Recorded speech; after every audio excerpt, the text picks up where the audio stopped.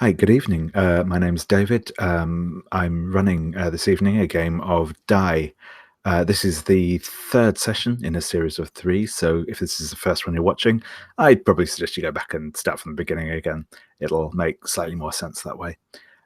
So Die is a game by Kieran Gillen, based on his comic of the same name, which he writes with Stephanie Hans as the artist. Um, and the basic premise, as will be explored in this game, is that a group of people who used to play a role-playing game together get back together, play through it, and weird things happen. And weird things have certainly happened to our group of players, which we will touch on momentarily. This game is being run as part of the Gauntlet Hangouts. The Gauntlet's an online role-playing game community. There's a website for us, which is at gauntlet-rpg.com. I'll put a link to that below, but basically we're a community that focuses on indie games of various stripes, from OSR through to sort of story games and anything else in between and around the sides. We have a series of podcasts that are available all through the site. There is a monthly codex zine, which is our sort of role-playing zine, which again features items for various story games, indie games, and new stuff as well, which is well worth a look at. We also have some forums, and obviously we also have our Hangouts calendar, which are so named because of the fact that they were initially hosted on Google Hangouts, but given the fact that this, I believe, is the last Google Hangout I will be doing, certainly broadcast, I guess we may be finding a new name, or at least doing something else with that. And next time I see you will be on some strange new platform. But anyway, for this evening, we are all here. We're all on Google Hangouts, and we're going to play a game. So I'm going to just ask people to introduce themselves. Then we'll go back through, introduce characters. We'll discuss what happened last time, and then we'll get kicked off. So yes, as I said, my name's David. I use he/him pronouns, and if we go through this in character keeper order, so I think that is Walter. If I can ask you to introduce yourself first. Yeah, I'd be happy to. I am Walter, he/him pronouns. I am a Gauntleteer from California. Been on the Gauntlet for about a year and a half.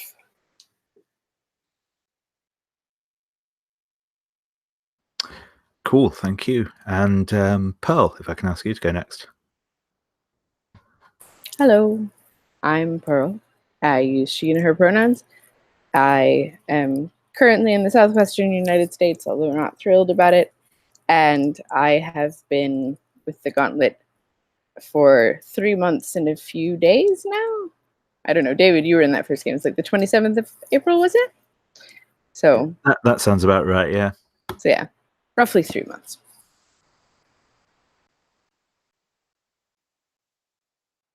Cool, thank you. And finally, Puckett. I'm Puckett, he/him pronouns. Thank you. Next. Brilliant, thank you very much. So yeah, what I'm going to do now is just ask you to, and this is where things are going to get a bit interesting, because, as I said, the idea in Die is that you are both playing what is referred to in Die terms as a persona, that is a sort of meta character, as well as an in-game character. These two, as our players have now learnt, meld together a bit more than may have been expected at the beginning of the game. So, Walter, if I can ask you to introduce both your persona and the character they are portraying. Well, I don't mean myself. Okay. I'll introduce my persona and the character they're playing and the creature that they've been transformed into, because this onion has no end to its layers. So I am playing Andrew, and Andrew graduated from from school, high school in the 2000s in this wonderful town, Keythorpe, with his friends who he studied for uni with and played role-playing games with. Andrew was, always a little bit more of like the sporty, jockish of the crew, and really into like kind of the wargaming side of things. So after spending a few years in London, mostly keeping in touch with his friend Ollie, who is, we will learn, no longer with us, as of very recently.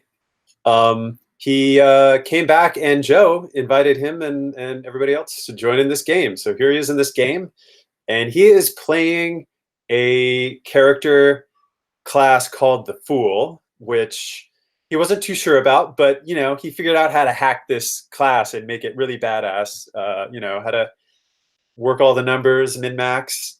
So his Fool is named Errol Jenkins. And Errol is a swashbuckler. He wears,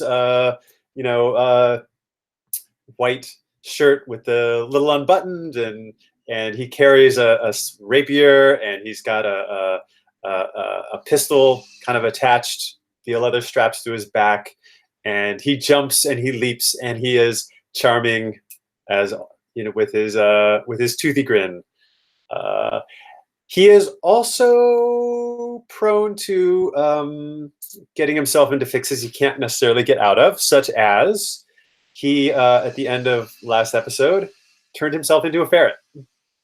So I am playing Andrew, who is playing Errol, who is currently a ferret. Brilliant. Thank you very much. And Pearl, if you'd like to go next. I'm playing Lil. She was the only girl in the gaming group in high school, and took on, all the roles that a girl in a big group of boys in high school back then might have taken on, like bringing out the drinks and the cookies when it was time to play, and patching up the boys, and cleaning up, and all of that sort of thing. But she didn't mind at all. It was always fine, because she loved her guys so much, and they were just boys. What can you do about boys, But now that we're in the game, she's taken on the persona, or she is. I mix up which one is which in this game constantly. But in the game, within the game, she's Nimue from Arthurian lore, or at least she's a character modeled on that. And her class is the Dictator. So she uses words and things to influence the emotions of the people around her, which I can see no way that could backfire for anyone. Perfectly harmless. Things don't always go as planned. I had this dragon that I thought I had saved us from by making it our pet, and then things got a little bit hairy for a minute, and it incinerated our friend. Well, we just won't talk about it. It was an accident. I'm sure we're all sad about it, but yeah. Anyway, I think we're just gonna have a lovely day today, and the game is just, it's such a fun, placid sort of game. I'm really excited about it. And I do love ferrets. I'll give them a little scritch. Scritchy scritch. Brilliant. Thank you. And finally, Puckett. Hi, I'm playing Edward Haverford. Don't you dare call him Eddie. He has grown out of that nickname. He is a advertising and marketing specialist who has somehow catalyzed the Rocker energy drink beverage into the third highest selling energy drink in the UK, behind, Rockstar and Red Bull and Monster. So still third highest selling, but he's gradually coming to terms with, he's beginning to acknowledge that his success is perhaps somewhat less than he made it out to be. And part of this may be stemming from his frustration at creating a character who is a woman and realizing that in this game world, he is now a woman named Elise, who is somewhere between a rogue and a thief and an assassin class. She can turn invisible. She has an energy blade to, well, basically a glorified lightsaber. And, well, she also has Cyber. And she loves Cyber very much because who wouldn't love a gigantic cybernetic bear running around and chomping on people for you? I mean, that's just like the best thing ever. So, you know, some good, some not exactly bad, but certainly some things that he's adjusting to, but still Cyber.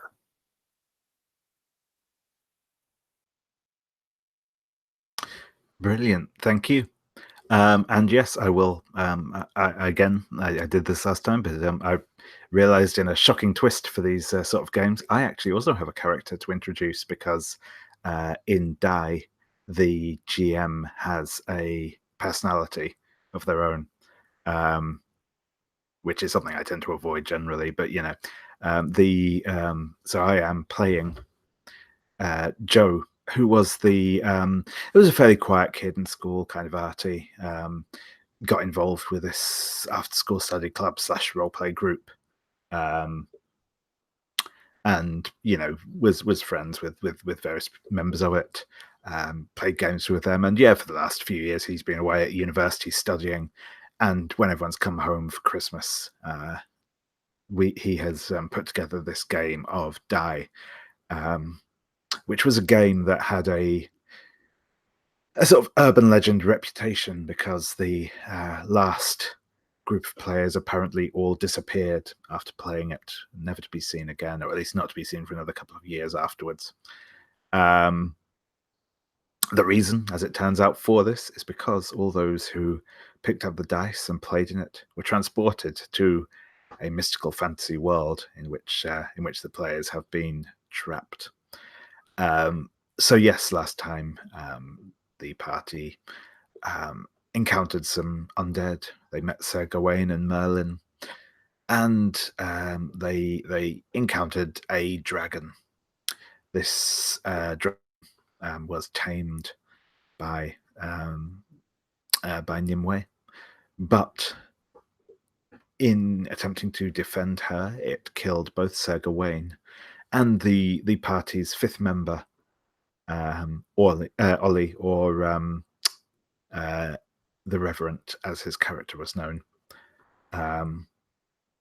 As we come into the game this evening, we will come back into that scene in this little clearing in the woods, a giant dragon flying overhead. The charred armor of the Reverend and Sir Gawain in the clearing, whilst Merlin looks slightly concerned about the whole affair. The one piece of housekeeping I just wanted to mention, in case this wasn't clear at the end of things last time, is that Andrew, you will have your class dice back because essentially the blast catching catching the Reverend in it counted as me handing you back your d6 because that was a suitably grim outcome to an action. So just to make that clear. And I think that's everything. So let us begin. As I say, the clearing, there is just that crackling sound as some of the grass curls up and blackens under the heat of the blast from the dragon above. There are two forms in armor gently smoking in the middle of this blast that emanates out from them. The dragon's wings beat as it circles above. And Merlin looks on. Oh dear, this has rather gone to an unfortunate place. Well, I suppose it looks like I am not going to be getting my hands on what I wanted, so if it's all the same to you, I will depart and let you carry on in your quest. It's not all the Actually, same it's to not. me. Edward. Or That's okay, Yeah. Lil. You can call me Edward. Listen, our friend is dead because you were being a dick. How are you going to make that right? There is nothing I can do, I'm afraid. Dead is dead. You'd better think of something real quick. Cybear's hungry. you At know, that Elise. point, Oh. At that point, a ferret comes running through the grass and starts jumping on Merlin's robes and squeaking, trying to get his attention. Merlin, I have many things to say to you, but why do you have a ferret? Is the first one. What's the meaning of this? Oh, I do not have a ferret. I believe he is yours. I have a ferret. Well, that's a perk of the game. Come here, little thing. Hello. When did we get a ferret, Lil? When did you get Cybear? I don't know. Maybe it's just the game. Has anyone seen Andrew? Or, not Andrew. Errol. Has anyone seen Errol? The ferret starts scrambling up Merlin's robes. Merlin, if that's my ferret, I insist that you hand him over immediately. Merlin will kind of try and knock the ferret off of his robes and say, Don't knock my ferret off your robes. Hand me my ferret. The ferret squeaks indignantly as it hits the ground. You are more than welcome to collect it, my dear. I have no desire to have anything bind me to this place. All right. I've scooped up the little ferret, not knowing what it is. Anyway, Merlin, if I recall correctly, you do not move through time in the same way that most of us do, which means that you should know that I, Nimue, am meant to eventually be your undoing. Now, I'm wondering if you would like for that to be now, or if you would like to put off that bit of your future. As I say, my dear, I am more than happy to let you get on with whatever it is you want to do. Oh, I think you misunderstand. You're not letting us do things. I have a dragon Yes. who's already dispatched the last person that you thought you could instruct in what to do next. So what I'm saying is that if you would like not to be incinerated by a dragon right now, perhaps you could help us out. I was going to say, may I? Perhaps my negotiating skills can help us come to some sort of understanding here. Sure, you go ahead. This little ferret is adorable. Isn't he, though? You got a Cyber, and I was careful. so jealous. And then Be careful, though, because ferrets do smell a bit. I think this one's nice. The ferret hisses at at Elise at that point. Okay, I was like, don't hiss at me. I'll throw you on the Shut ground. up, you fuzzy little stoat. Hey, don't talk to my ferret that way. What should I call you? Fuzzy? Fuzzykins. Your name is Fuzzykins. Merlin, you have done us a harm. You have killed our friend. And I have a sneaking suspicion Good little ferret. that you would be just as happy getting us out of here as we would be to get out of here. Is that fair to say? Well, if we are to be precise about it. I believe you killed your own friend, but yes, I am quite happy for you to leave this place and never return. Okay, so you want us gone as much as we want to be gone. This is good. We can agree on this, yes? Yes. We have a common purpose. So my Yes. suggestion to help you atone for your role in murdering our friend is to help us deal with the son of a bitch who brought us here in the first place. And once we're gone, you can do whatever the hell you want with that dragon.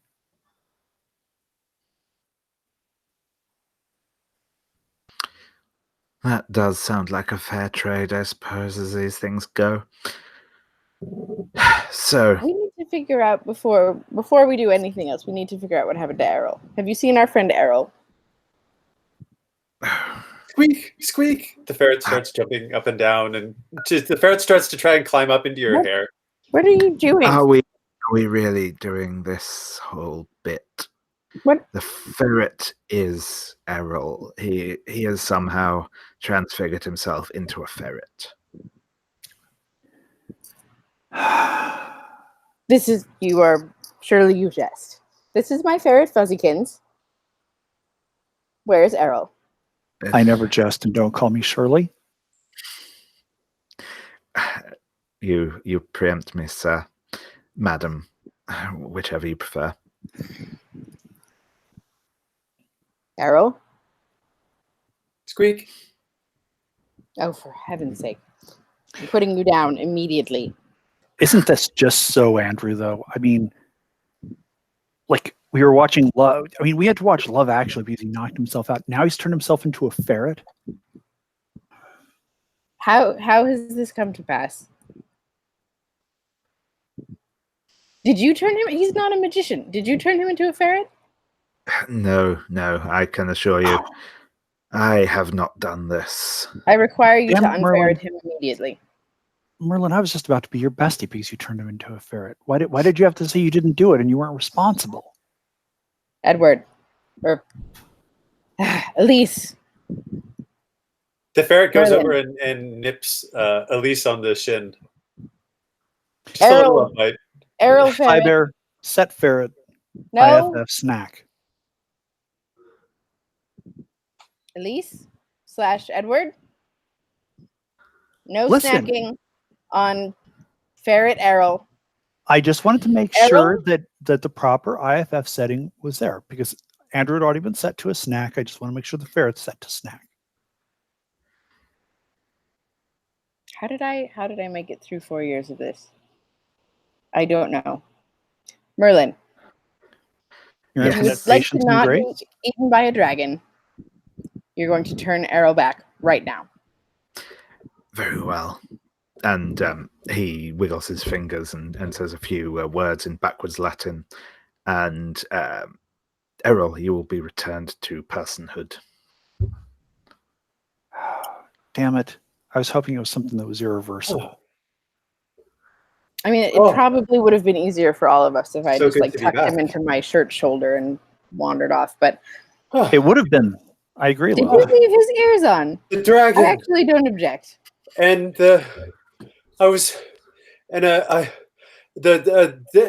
it worked. I cast the spell. I made myself a ferret. Wow. Just I don't can do it magic. again. I Ah, don't think you really can. You did Uh, a magic. You did a magic. I'll show you. I No, did my fingers like this, and There we I go. said, what was the words again? It was Alaka Zuba Wakawa Skapua. And he's a ferret again. All right. Well, Shall we just leave him for this the way, moment. please? I think for the No? moment. Okay. Merlin, Yes.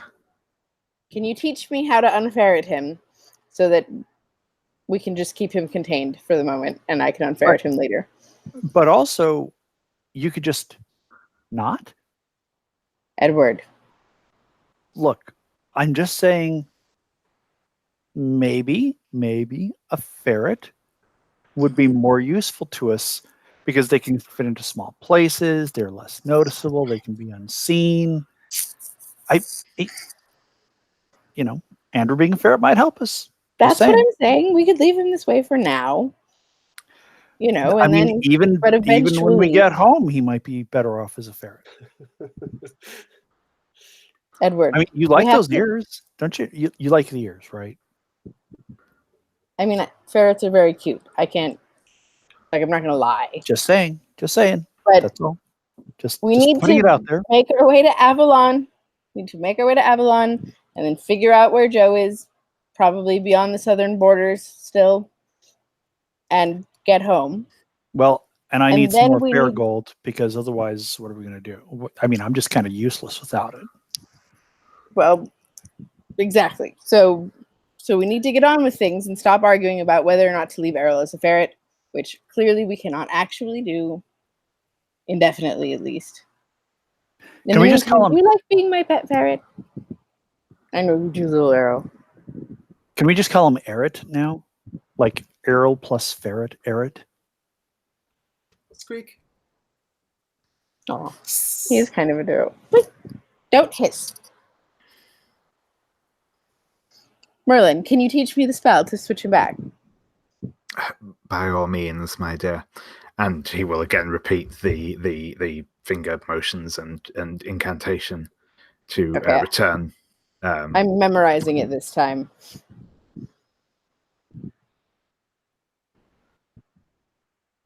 Wow. Oh. I did it again. That's amazing. Stop. I'm a real magician. I'm just saying. I You're did a magic. real magician. You saw that time, right? I did. Great job. Great, excellent magicking. Please do not do that again right at this moment. Or I really will just leave you as a ferret and carry you around like in the top of my robe. All right. Okay. And you, Elise, you keep your bear machine to yourself. Thank you. I don't like this snack joke. It's not funny. Merlin. I thought Monty Python was bad. Yes. I believe you that you cannot do anything for our friend who is sadly departed.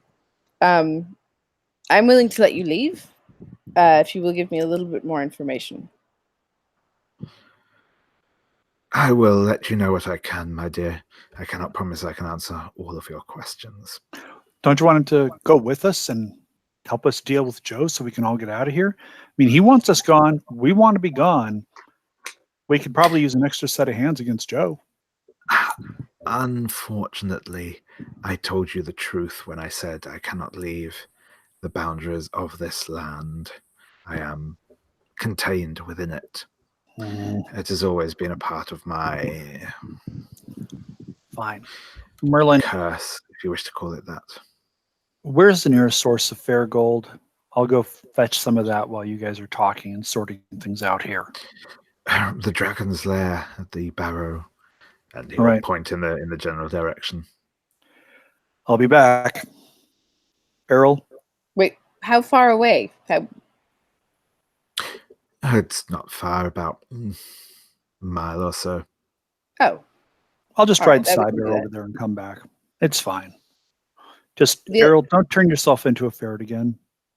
Could we ride the dragon, Merlin? Do you know anything about this?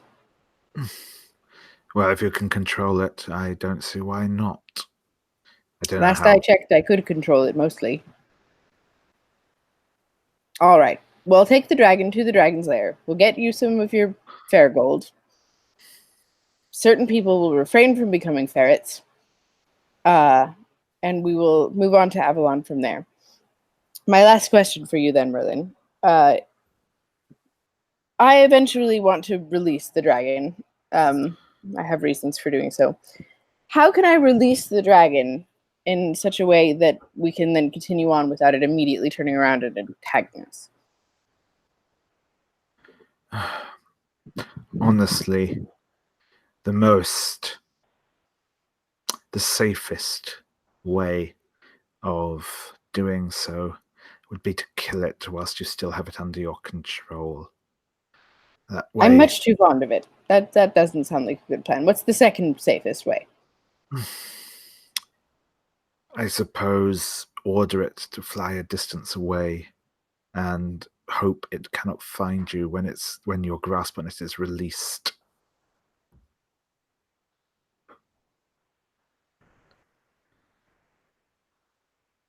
Okay, I will consider these options. Thank you. That was very helpful. I think I will let you live. For now. That is most gracious of you. Is the dragon's lair within your bounds? Yes, yes. All right, then it's decided. You can remain with us for now, then. We're going to the dragon's lair. Everyone, climb up.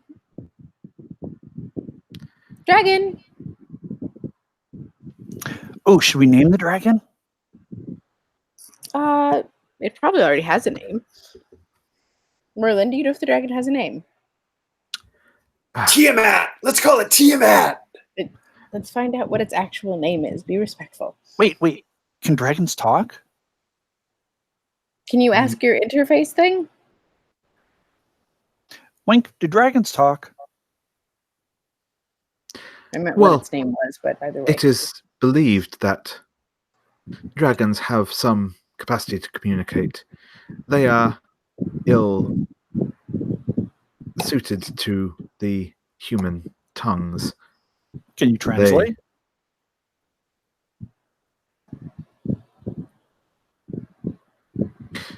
I do not have that capacity.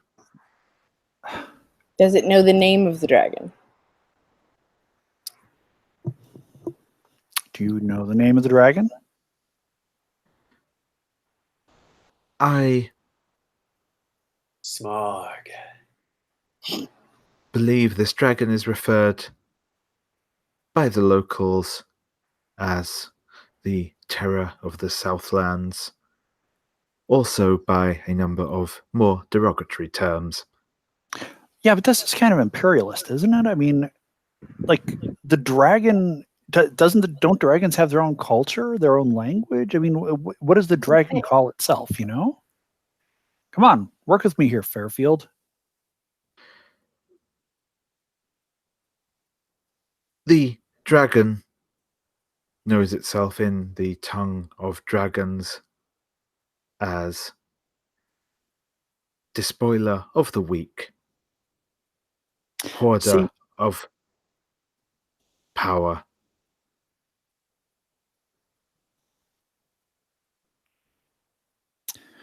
I'll call him D. I was just gonna say, it's like suddenly Tiamat sounds like a better name, doesn't it? But I mean, it's like I don't want to give Andrew the satisfaction of that. I mean, it's just D. So, It stands for D. dragon We're gonna and call it D. destroyer. There we go. Right? Okay. D. Come down. Look, we're going to ride the dragon, all of us. No one's going to do anything foolhardy while we're on the dragon. I'm looking at you, Errol. We're going to go get some gold for Elise. And then I had a 12th level warrior that had a dragon. He had the dragon riding abilities. He had a silver dragon that he used to ride around on. He had 5th level proficiency. I read all the rules on riding dragons. I can totally do this. No worries. You realize that you're not that warrior and you are someone who still has ferret ears, which I find amusing. Whoa.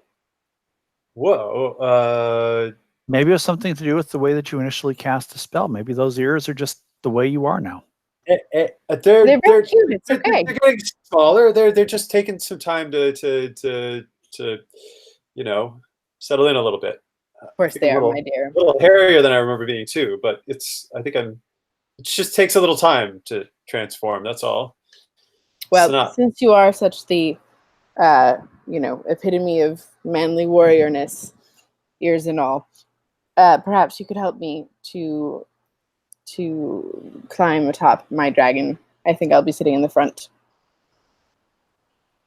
Okay, yes. Here you go. Thank you. Up and at him, Lil. Or Nimue. and he gives you a boost up. Thank you. Everyone else, climb behind me, please. And then Errol does a bounding leap up onto the back of the dragon behind Nimue. Very That's flashy quite looking. good. Yeah, that's actually quite nice. I sigh and just look for the seemingly easiest and least annoying way to climb up onto the dragon's back, and then wave Cybear up onto the tail to climb up the tail, or walk up it and just hang out on top with us. Because of course we're going to have a cybernetic bear riding a dragon. Of And course. Merlin. And Merlin will begrudgingly climb onto the back of the dragon.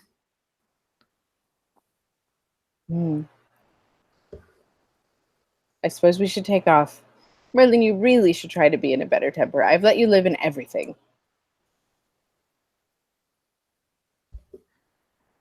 I do apologize if my mood seems somewhat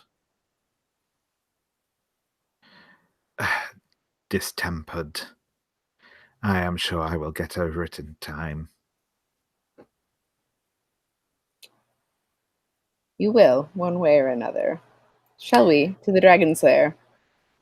Yes, very well. Dee, take us, will you?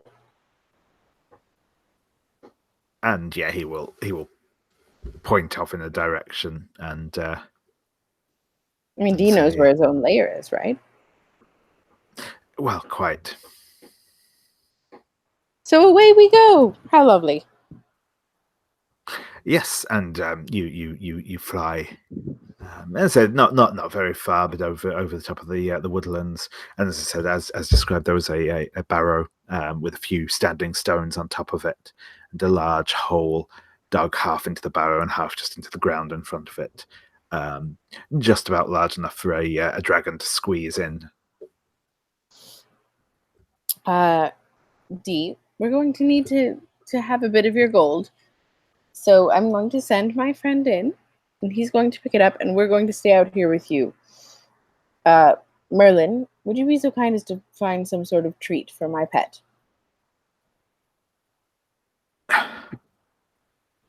Very well.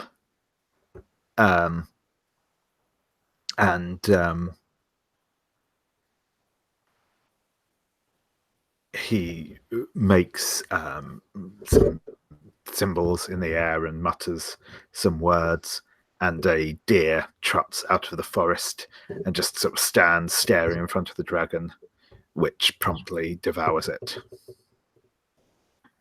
Do you wish that weren't so unpleasant? But dragons have to eat. Now then, Elise, go collect your gold. Fairfield, how much fair gold is here? There are 5 units of fair gold contained within the dragon's hoard. Right. Lead me to them, please. A dragon's horde? I'm totally going in. I gotta see this dragon's horde. I'll be right back. Errol goes running into the entrance of the dragon's lair. Yeah, the dragon's lair looks. It's, as I said, there's a fairly wide passage, partly carved from stone, partly just buried into the earth, that leads into the dragon's hoard. There are several stone plinths around. There are both human skeletons on those, and also just scattered around the floor of this cave, this hollow in the ground. And yes, there is a small pile of gold and jewels and chalices and crowns and the like.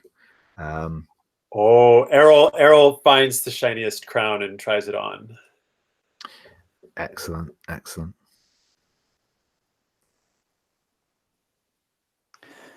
Errol, do I seriously have to remind you that these things can be cursed?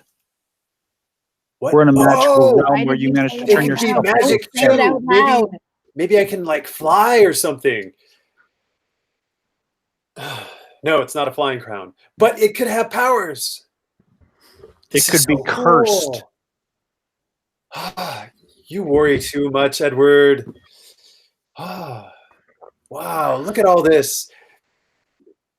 Errol gets down on his hands and knees and just starts like digging through all the treasure and picking things up. I'm gonna call from the outside. Are you almost finished? We do have a whole, thing to get through to get home. Wink. Hello? Question.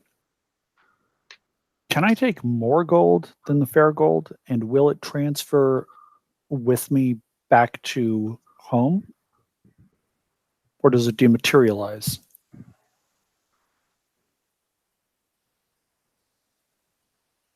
You have supplied an unknown parameter.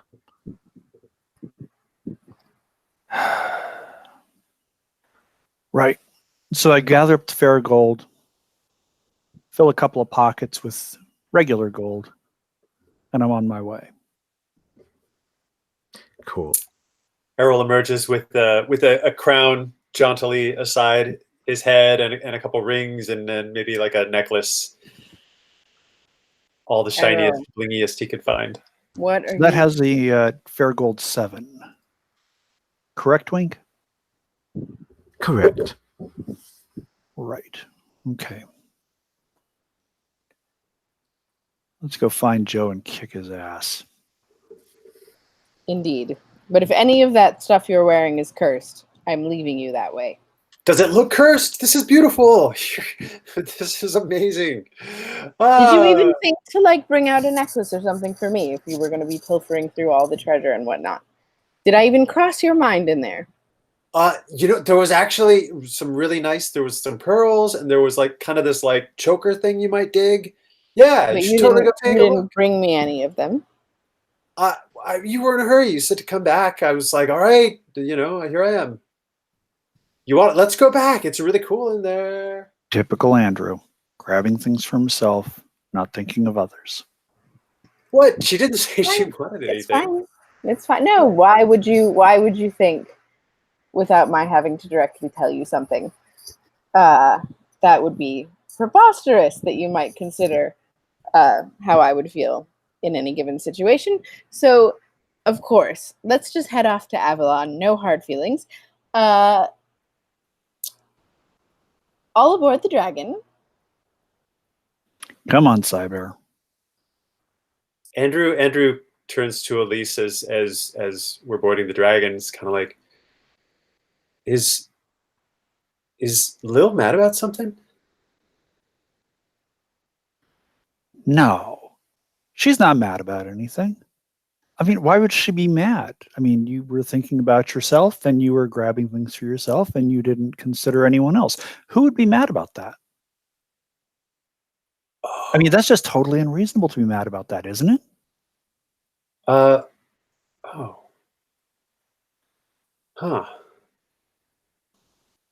It's okay, Andrew. It's okay. It's okay. She wants me to get something for her. Wait a minute, I'll be right back. And Andrew goes and he runs back into the dragon's lair again. Motherfucker. And he looks for something very, very nice, like a diamond choker or something like that. And then he picks it up and he comes back out. Yeah. Give me an intelligence roll. I will let you. I will let you add your right. your class die to this because you are behaving recklessly. Okay. So then that's a whole 3. All right.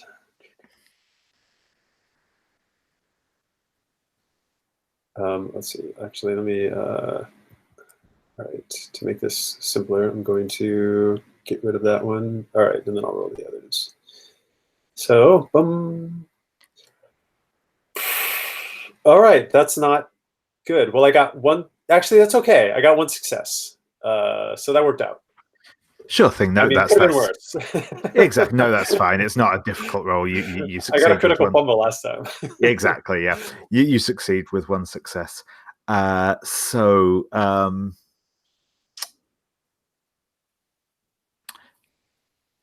Lil, what would kind of your or what do you like in a piece of jewelry?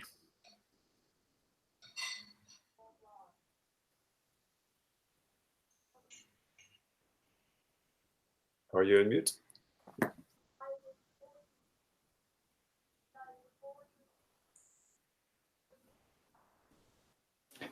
Lil, we can't hear anything you're saying. Sorry about that. No worries. I was just saying that I like interestingly shaped pieces. So earrings that sort of wind and twist, or a necklace that like sits like a centerpiece. Yeah, cool. So I think you find a necklace that has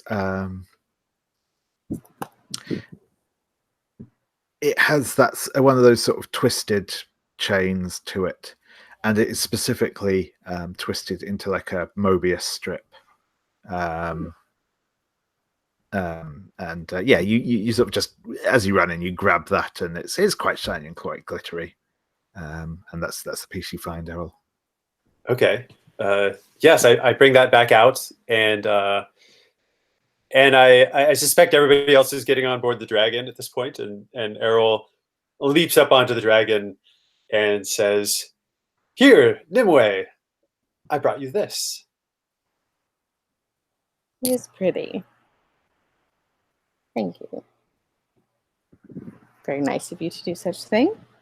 Merlin, I don't suppose you want to check this for any sort of enchantments before I put it on? And I know you won't deceive me. It is not enchanted, merely enchanting, my lady. Oh, why, thank you. Errol, or, yes, Errol, will you please put it on for me? Sure. Errol puts it around your neck and fastens it. I think I like it. Do you like it? Yeah, it's nice. Looks good on you.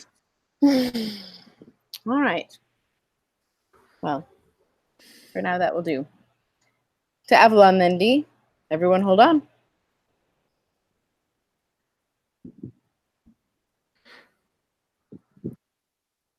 Yes. So I mean, you're currently in Avalon. Is the land you are in at the moment? So, but yes, if you wish to head south towards where Joe is believed to be, the dragon can take you there.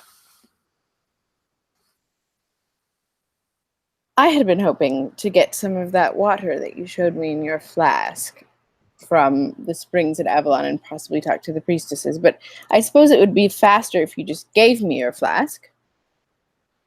We could get on our way. Of course, take it, my lady. Thank you. I look forward to the bit of our timeline where you fall head over heels in love with me and follow me around for ages, and before I, bring about your demise and all that. But I think today's not that day. So if you will please help me communicate to Dee exactly where we need to go, I will let you take your leave at this time. Of course, my lady. You have to travel south for. He'll give a vague distance. I do not know the way precisely myself, but you're flying a dragon. It should be quite easy to spot from the sky. It is apparently a large city shrouded in darkness. I do not imagine there will be many of those that you encounter upon your way. Oh, good. That sounds like it'll be easy to find. Until next time, Merlin. Indeed. Until next time, I do wish you every success in your quest. And I wish you good health and happiness until such day when we meet. Ta. Well, fare thee well, adventurers. And he will offer an extravagant bow. Bye, Merlin. Great to meet you. That's awesome. Woohoo! Yeah. And thanks for teaching me the magic. That's so cool. Hey, Merlin. For having that role in our friend, killing our friend. Go fuck yourself forever, please.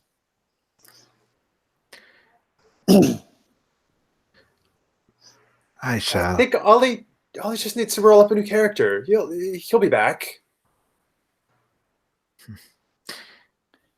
Your Let's hope. words are more true than you realize, Oh no. young Sir Knight. And Merlin transforms into a swallow and flies off into the sky. Whoa! I wonder if I could be a swallow too. No. He only taught me how to unferret you. I don't know if it's the same spell for a swallow, so don't try. All right, well, Off to the shrouded not land. right now. Maybe later. Not right. Yes, maybe later. All right. Off to the land shrouded in darkness. Everyone has what they need. Cool. Okay, we will take a quick 5-minute break here. And yeah, well, back in 5 minutes, and then we will continue. All right.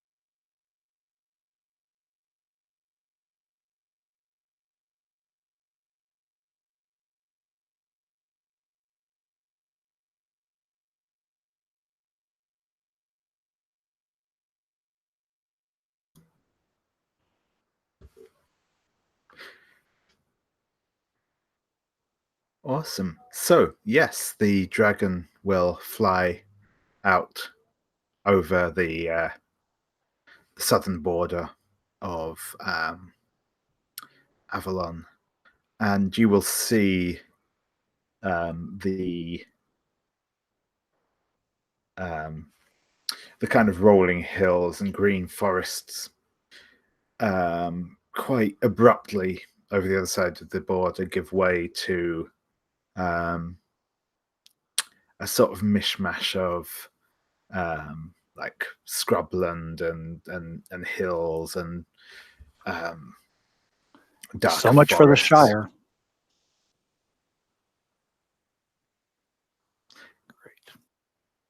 And as you continue, you're flying sort of through the night at this point, and you will see kind of the sun come up over the horizon in that way, like you know, from when you're flying on a plane, it's got that kind of look to it as you're up quite high. But as you get further, as you travel further, the air starts to get gloomier, and there's a lot of cloud and mist and fog and that, and it's just in general grey and oppressive. And as the dragon flies closer to the ground, you can see up ahead what looks like you can see tall shapes, tall spires, tall buildings, and some lights glittering out amongst the darkness and the gloom of the fog and the mist around you.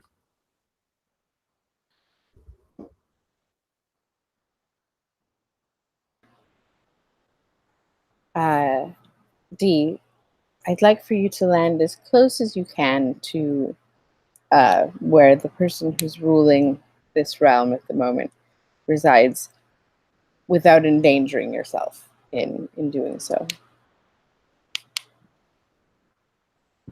The dragon nods its head as it's flying down, and it lands on the outskirts of this city. As you get closer, it's odd. It looks like a kind of mix between like modern like skyscrapers and office blocks and tower blocks and that, but everything is ornate and gothic, like an old cathedral or something. And yes, the dragon lands at the outskirts of this city.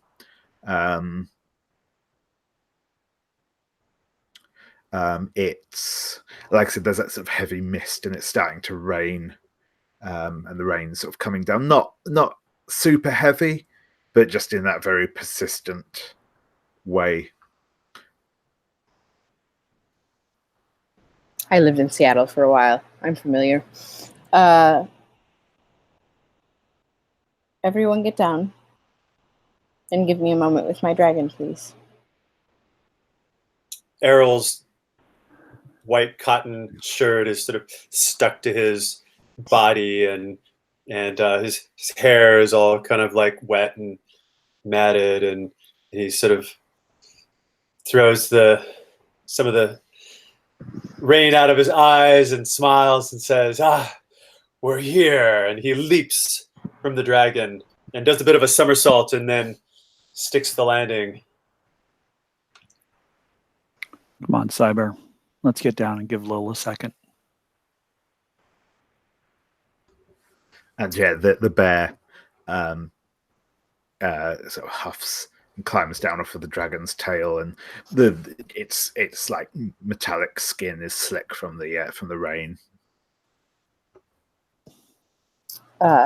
So I'm going to slide down like the dragon's flank as gently as possible and come around to the front and take its big dragon head in my hands and put my nose to its nose. Dragon, I know that you've only been doing this because of my enchantment. And I've been advised that I should kill you before releasing you. But I've grown very fond of you, and I would have no harm come to you. So if you can remember this somehow, I'm going to send you now to fly very far away and try to remember this bond that we've had, and that I want no harm to come to you, and that you should want no harm to come to us. And please do not return and force me to use enchantments to do things that I don't want to have to do. All right, my love? Awesome. Okay, yeah, I'm going to ask you to make me a charisma roll, please. Just a straight up charisma roll. Okay. Just to see how well this goes. You still have domination over it at this point anyway, but just to inform us how it's likely to come out in the wash. Can you remind me of how to do that? Yes, so that's just rolling a number of d6 equal to your charisma. Oh, that's right. And my charisma is 4. Okay. This is probably something that normally could use a class die, but currently that class die is invested in the dragon itself. Right. So yeah, that Right. can't come into play. Okay. Magenta is the other dice, so what it counts as a hit? Every 4's up is what you're looking for. So I got 3 successes. Yeah, out of the 4. that sounds good to me. So yeah, you see for a moment a look of genuine emotion in the dragon's eye, which is unusual because it has a fairly, reptilian, cold eye. But you just see that glimmer of something in there as it turns and begins flapping away towards the horizon, back towards the land of Avalon. Just hold a hand up. Bye. Actually, I'm quite fond of the dragon. I'm going to wait to release it from my spell for a bit to make sure it's had a chance to get far enough away. But Sure thing. It pays to be careful with dragons. Yeah. In the meantime, shall we head towards the center of the city? Oh, that building over there with that wicked-looking gargoyle in it. Let's check out that one. That looks cool. Come on, let's go. Wink, can you tell us where Joe is in this city?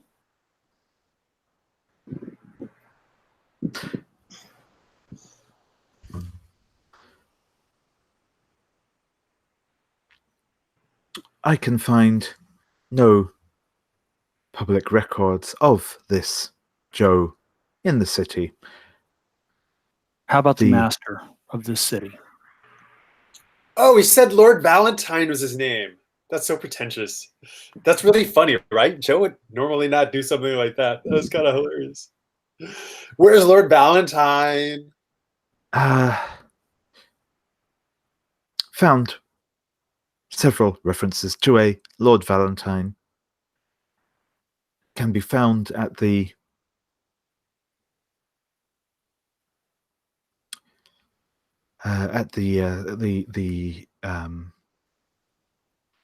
central tower of the city. Oh, Wink, is that the one with the gargoyle? Andrew? What? Andrew, you've done one useful thing. What Please are you be talking quiet. about? You pointed out it's Lord Valentine. Otherwise, Andrew, give me a moment.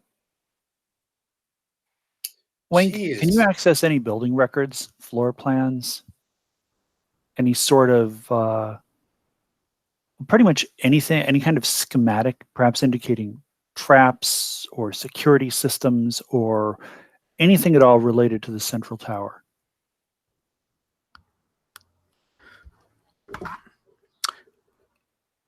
I can, if you can find me access to the city mainframe, I can find this information for you. Great. Can you perhaps identify a nearby access port?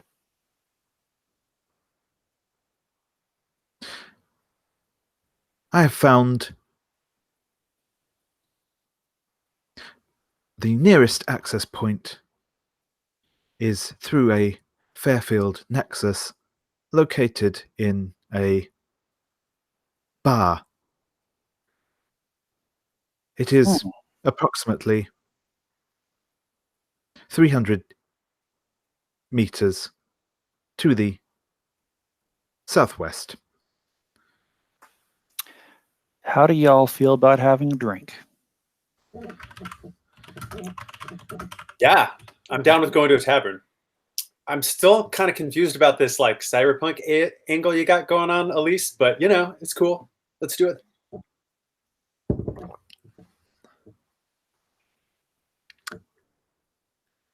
So yes, as you walk into the city, the streets are slick with rain. It's falling down in kind of a constant mist around you.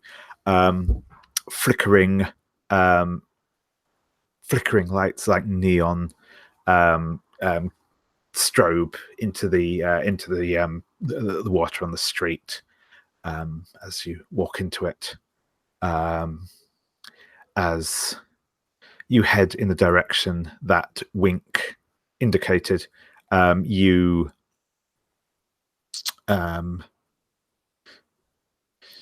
is a blue neon light.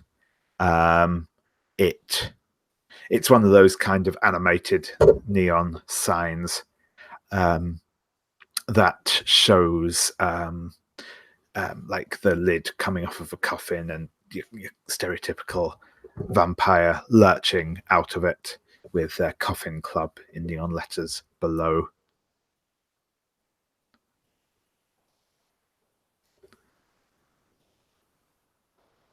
Is this the bar? This is the closest Fairfield nexus. Wink, are there actual vampires in this place? Yes. This seems to be host to a not inconsiderable number of the undead. Are they hostile?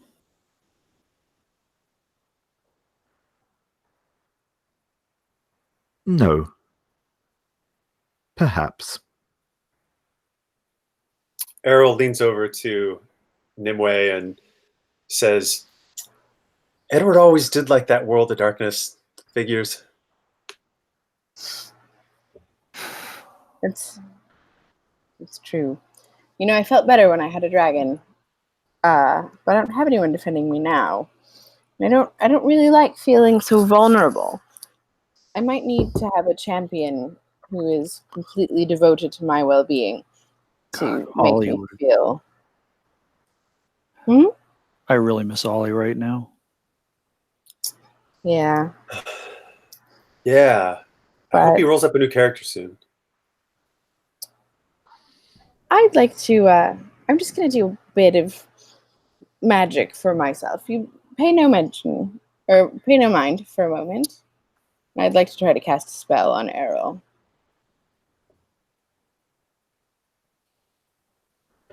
Yeah, sure thing. What are you attempting to do? I want to make him completely devoted to me. Sure. So I'm just going to find the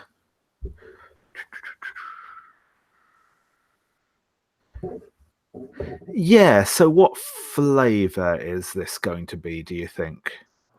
I mean, I have love and submission and admiration. All of those are in my emotional palette, as it were. Yep. Which one of those do you think you want to lean on? Love. Yep, sure thing. I'm just going to call a quick pause here. Walter, are you okay? Are you okay with us going forward with this? Yeah, that sounds like fun. No, cool. No worries. Yeah. So No, that's fine. We'll get back into it. So yeah, that is fine. So to activate this, you will roll your charisma in D6, and you will also roll a D4.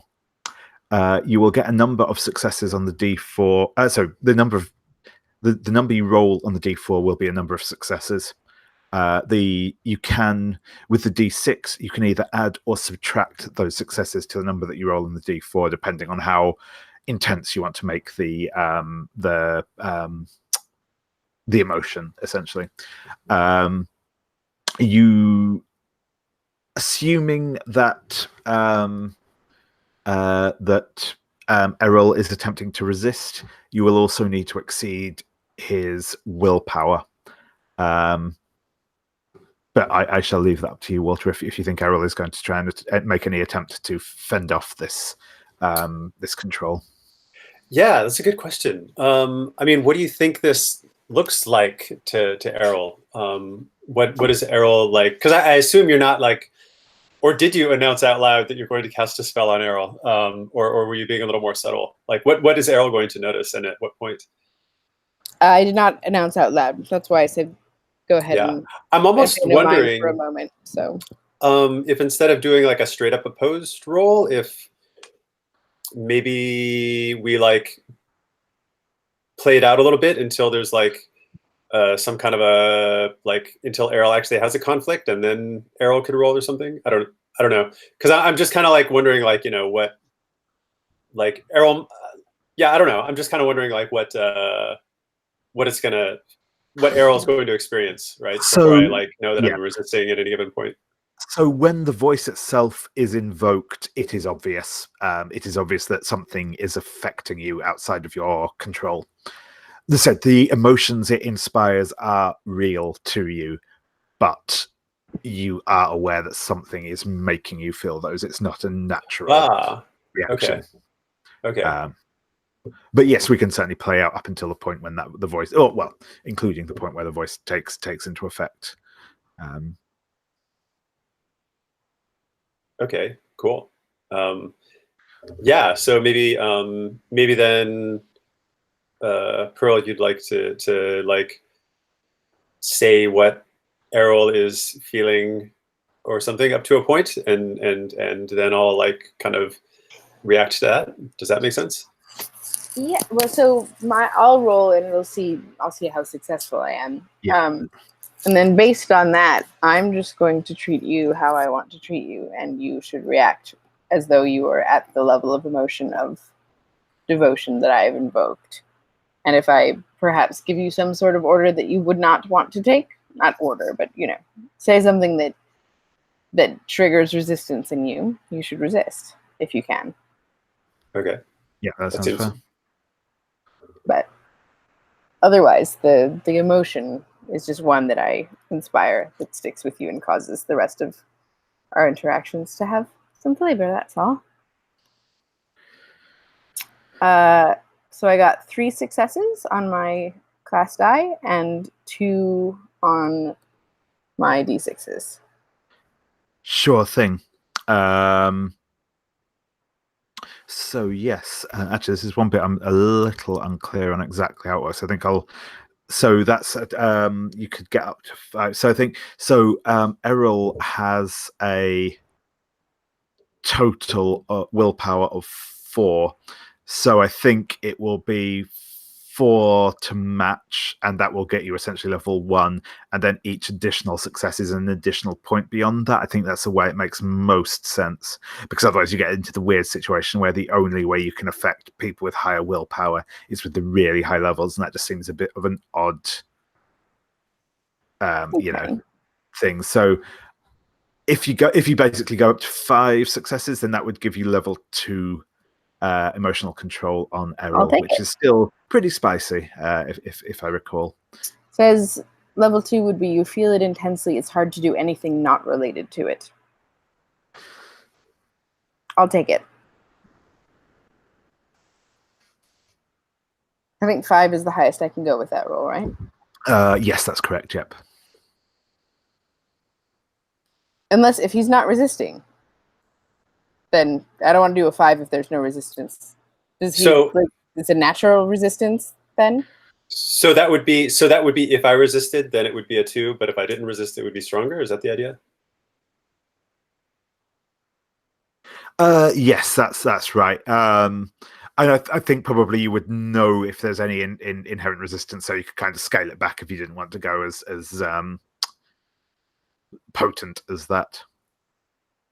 I mean, so yeah, why don't we just like play out like the first, minute or 2 of it? Like, what's, I mean, what do you intend for Errol to feel? Like, maybe this is something that kind of comes on gradually, right? Maybe it's not like it's something that Nimue has to decide all at once. So maybe we can like role play it a little bit, or you can describe kind of what you're going for, and then we can kind of both like temper it in that time. Nimue's intention is to finally get all of the attention and affection that Andrew has never given her for her entire time knowing him. That she's been patching him up and cleaning up after him and fetching him drinks and teaching him things and having weekends together that were so lovely until, he was done getting her help and then just left her behind. And she's ready for him to have some devotion and to notice how lovely she is and how well she's always treated him, and perhaps start to reciprocate and maybe make up for lost time. Okay, He should have been in love with her all along, So I'm imagining then that to Errol, like he's maybe at that moment that Nimue is thinking that Errol is hearing in his head sort of his own voice and his own memories of like, wow, Nimue did all those things for me. Nimue's always been like picking up after me, and like when I banged my head, she like totally put that bandage on it and got me an ice pack, and she's always bringing me drinks. And Nimue's like, she just like let me ride a dragon, and she did save me from being a ferret. That's really nice. And I think I'm just like overcome by all these thoughts, right? Like very unusually so. I'm just like, what? I can't stop thinking about Nimue. Nimue. And I think Errol like turns to Nimue at that point and is like, Nimue, you brought us all this way. This is amazing. You're incredible. I don't know how. Nimue. So lovely Nimue, to notice, Errol. what's? I think at this point, Errol is like trying to resist because this is so unusual. I think Errol realizes that like he's like very confused and overcome. I don't think Errol's ever felt this overcome by love for a woman before. Not in this way, not in this kind of like devoted way. So I think Errol is going to resist. But even so, he's like, it sounds like if you use all of your power, then he'll still be like totally devoted, but he'll be like fighting it. Like inside, he'll just be like, why am I so obsessed with Nimue? But he'll continue to be obsessed with Nimue. Does that sound about right? Yeah, that sounds good. That sounds cool. Cool. Thank you, Errol. So nice of you to notice what I'm doing. I think, are we? So yeah, so I think Errol like kind of stands a little bit closer to Nimue. He's not like running around quite so much, and he's sort of looking around a little bit, almost like protectively. Like suddenly he's not just so fascinated by what's around, but he's almost like looking around protectively of Nimue, which is very peculiar. And he has this concerned look on his face that he doesn't normally have. Is everything all right, darling? Darling? Errol. Nimue. Nimue. How you're not like Lil. You're Am I You're not? amazing. Hmm. Actually, Lil is amazing too.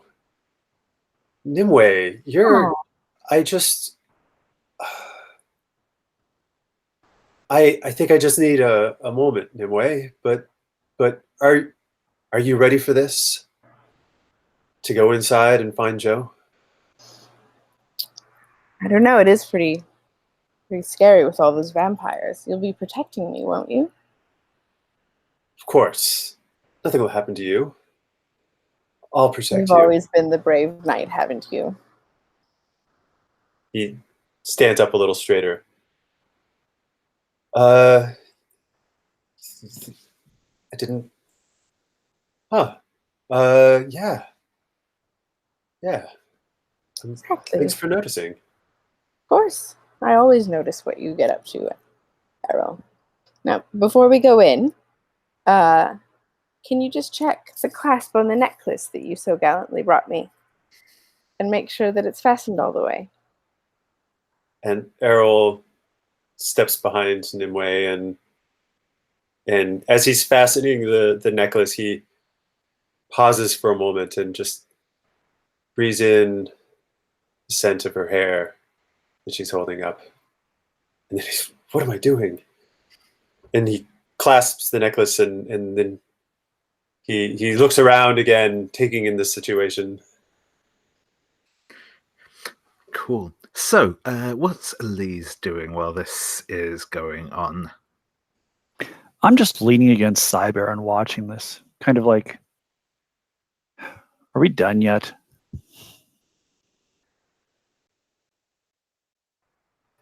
Well, I think we'd better head inside, don't you, chums?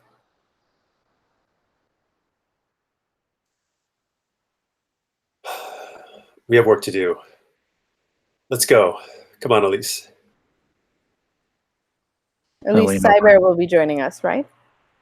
Of course. And I lean over to Lil and whisper, please tell me that you're making him less ridiculous and less likely to rush into things and cause a hell of a lot of trouble for all of us. I think there's only so much that can be done on that front. Let's hope. Keep my fingers crossed. And Cyber at the ready if possible.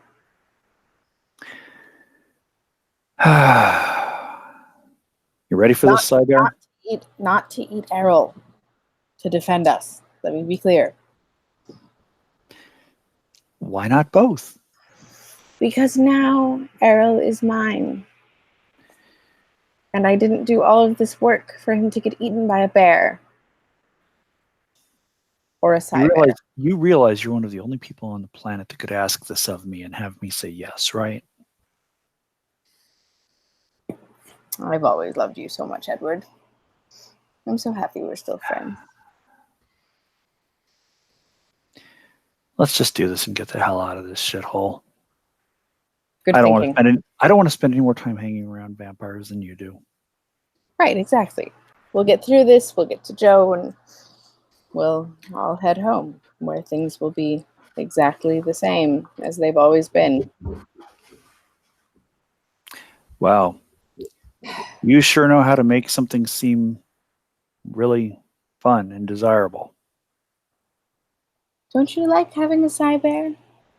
Oh, I love having cyber. I mean, it's the whole going back home where things will be exactly as they always have been. That's the That's what part I'm that saying. I'm not. If we go home, you don't have a cyber.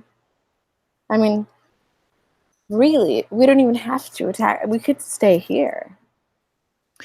You could have cyber and fair gold, and I could have an Eret.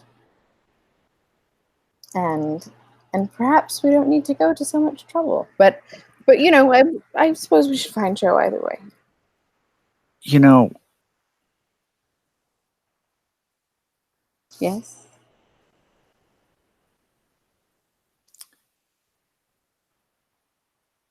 I'm not saying no, and I'm not saying yes in either direction. Okay. But I'm just putting this out there. If we do stay here, we're going to kill Job first, right? If we stay here, we're killing him. I mean, Fair? why? He's the one who got us here.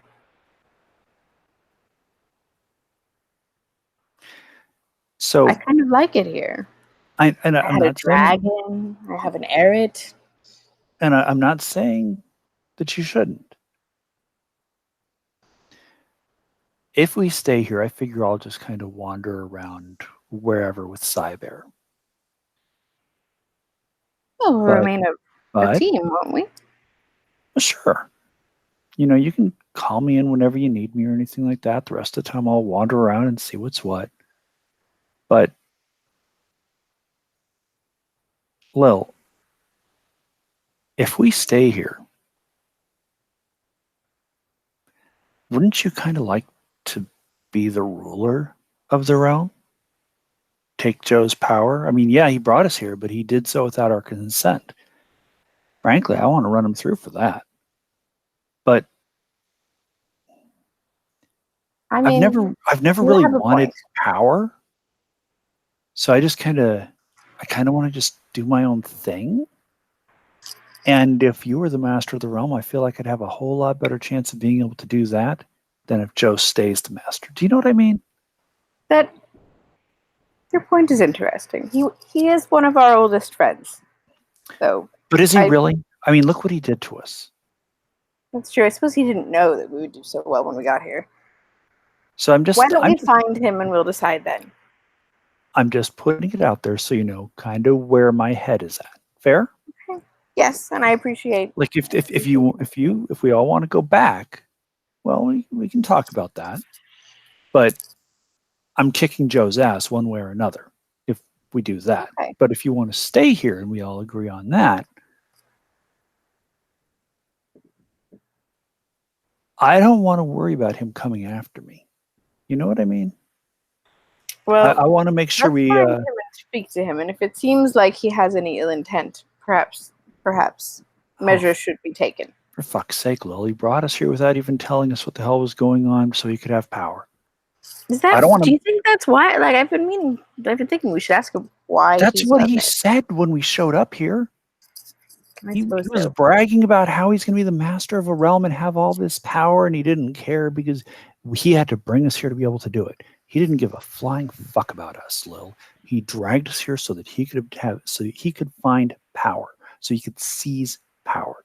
And the last thing that I want that fucker to have, if we're going to stick around here, is to have that power. I want And him you dead. wouldn't hate me if I seized power. If you're killed, hey, you got dragged here the same way I did. You killed Joe, and you and I are cool, and I run off and do my thing and come back if you need me. We're good. Will you visit me just for fun, not only when I need you? Lil, I never wanted you to go in the first place. I mean, my Edward. it'd be... Or Elise now. Yeah, I know. I'll have to get used to that, I guess. But I'm sure you can find ways to amuse yourself. I'm just saying I never wanted you to go in the first place. Thank you, Edward. Much has Um, happened you in know. the years between when last we were Yeah, all together I know. and now, and I'll have to tell you someday. But for now, we'd better go in before one of these And figure out vampires where the hell comes we're out. going and Yeah, but we'll have All time right. to talk, and I'll fill you in. All right, so our plan is for us to go in and have Errol and Cyber keep vampires off of us while I access the data point or the mainframe and find out what we can learn about the tower. Yes. And hopefully, if there are any knights about, they will have gotten the communication from Sir Gawain. And they will also be at our defense Disposal. if needed. Yes. Well, I would like for none of them to get killed. That was really unfortunate with Sir Gawain. Merlin's fault. All of it, really. Morgana. Fucking Merlin. Morgana. Nimue. I think he would know. Christ. Traveling Right? backwards through time, he's supposed to know exactly who I am. I think Joe Right. did not study the handouts that we had during that section on Arthurian lore when we were in high school, or he would have realized that Merlin and Nimue have a very specific relationship. But be that as it may, I would hate to see any more knights come to harm. So I hope if they're here that they can just help us out. And sorry. Do this with a minimum of chaos and bloodshed. Yes. Yeah, I'm with you on that. Anyway. All right. Inwards, Errol, do we go in? Yes, it is time. And Errol leads the way into the city. Into the bar? Are we just outside the bar? Yes, the vampire bar. The coffin. Into the coffin. The Coffin Club. Great. Yes, and as you head down the stairs into the Coffin Club, there is pounding industrial music playing. The air is heavy with dry ice, smoke, some combination of the two. It's flashing from inside with the lights spilling out from the dance floor. And inside, it is probably kind of a halfway point between sort of, it's basically like a goth club decided to do a Tom of Finland night. There's lots of tight leather, and the clientele are all very pale with that drawn features, and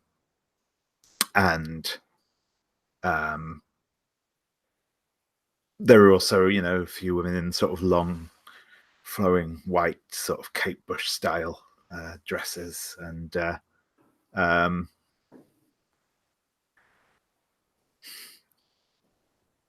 yeah.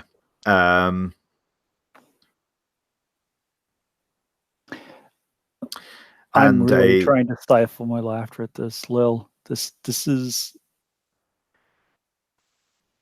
oh my god, this is just too much. I mean, we knew Joe made the world. I suppose we should have seen it coming. Yeah, but this is telling us a lot more about Joe than I really ever needed to know. I did not need this much information about Joe. That's just a fair point.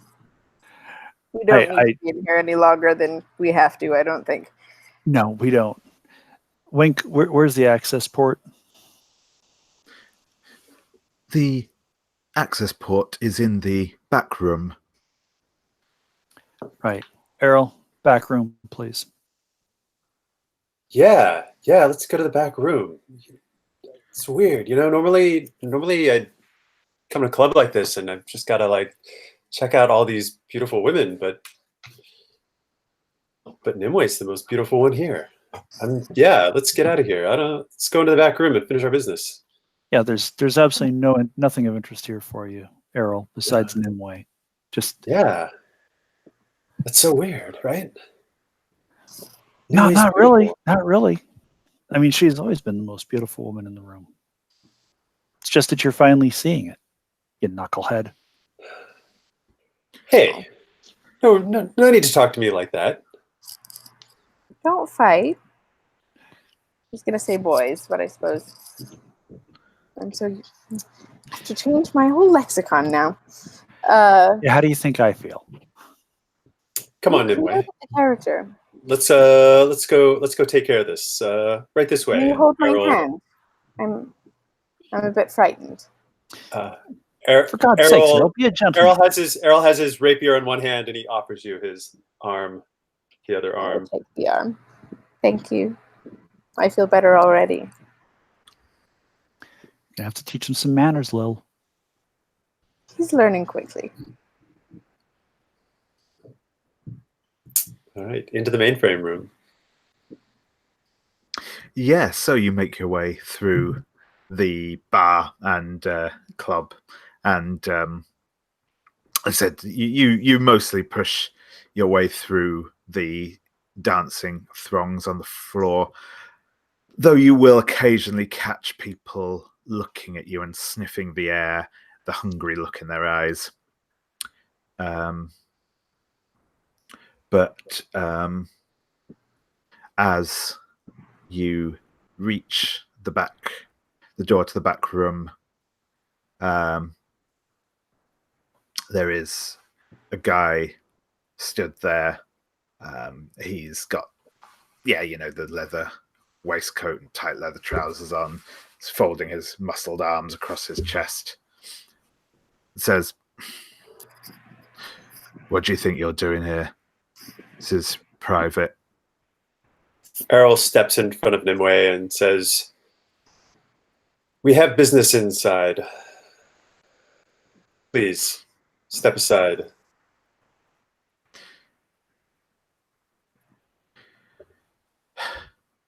You've got no business being in it back here, though I'm sure we could find a use to put you to if you do come in. Now, where are your manners?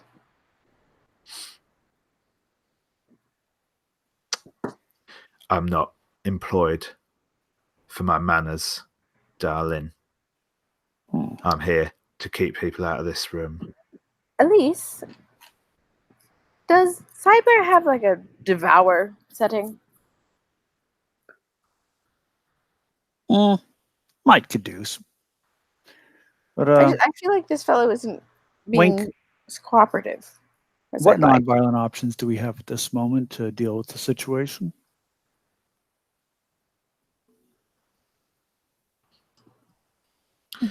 Cyber can use non-lethal methods of restraining opponents.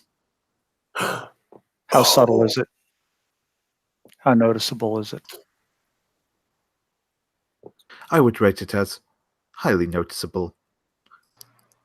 I have to do something with Errol now. So Errol owns a cutlass, and his cutlass gives him an advantage talking with underworld sorts and impressionable romantic sorts. And I feel like this gentleman counts as an underworld sort. I feel like with my jaunty crown from the Dragon Horde and my very stunning rapscallion's cutlass, I can win this man over as someone who can charm people in the underworld with his scoundrelly way. So I'll flash him a scoundrelly smile and say, "Look, we understand that you have a job to do, and like most people, we have multiple jobs to do, and I know you need to look after yourself as well. What can I do to make it worth your while to let us through?" Cool. Yeah, if you would like to roll me a charisma, you can add your class dice to this for just jumping straight into it. And advantage means you will also roll an additional d6 and drop the lowest from your roll. Okay, cool. So then I'll roll a total of 5 regulars and my personal one. So let's see. So or my class 1, and then I'll drop one of the regular ones. So here goes. Oh, they all came in yellow. Oh my god. So wow. I mean, I'm actually gonna have to. Well, let's see. Can I drop? So the only one that's not a success is the class die. Can I drop the class die? Is the one that I drop? No, I don't believe that you can. I think that one has to remain. So you have to drop one of the ones that's a success. But That you makes do sense. get the That's special four ability. successes. But yeah, and I believe with your but I do believe with your class die, you do get the in the roll. It means that 6 gives you the opportunity to roll an additional d6 as well if you so choose. You're right. I totally forgot about that. Which we may as well do because just to see how it goes. Okay, so I'll re-roll that class die, or I guess I'll just re-roll the 6. Yeah, sure thing. Okay, I'll re-roll the 6. That makes sense. Another 5. Okay, so then that would be 5 successes. 5 successes. Yeah. So I think you stand there, and a grin spreads across the guy's face, and he says, "Well, you are a persuasive one, aren't you?" And he puts a hand on your shoulder and gives it a squint and says, "All right, I'll let you inside, and I guess take the women if you want. I can't promise. I think the mistresses will want to see you, and I can't promise how that will go for you, but with a charming smile like that, I'm sure you'll win them over." And he unlocks the door and holds it open for you and gives you a little wink. Much appreciated. And I feel like I should take off one of my rings from the dragon horde and just kind of toss it his way as we pass by. Yeah, he'll catch it and smile again and slip it into one of the pockets on his leather vest. Errol, I don't like the darling? sound of these mistresses. You won't be abandoning me to go with any of them, would you? Oh, dear. You don't need to worry. I can't imagine anyone more beautiful than you. But I don't think that was his meaning. I think these mistresses are going to be more of a challenge than just stealing my heart. But Nimue, I see. think they just want. It sounds like they're dominatrixes. Maybe we just let them flog them for a little bit. Maybe it works out that way. Just saying. To be safe. Just to be safe.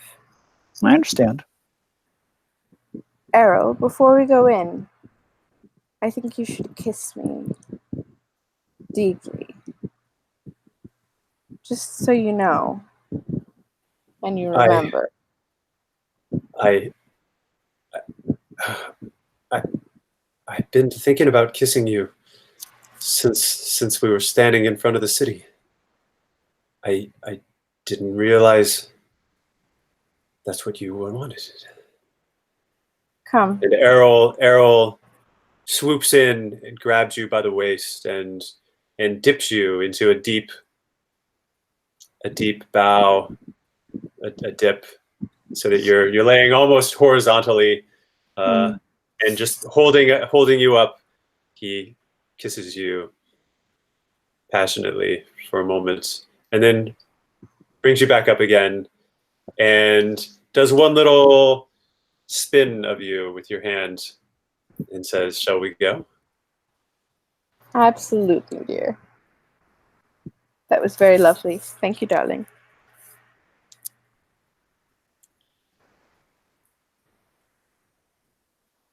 And Errol leads the way down whatever hallway. What do we see? Yeah, so the it's dark in here. It's got the sort of black painted walls, and there's just sort of dim reddish light emanating from a few sort of light sockets along the way, and you can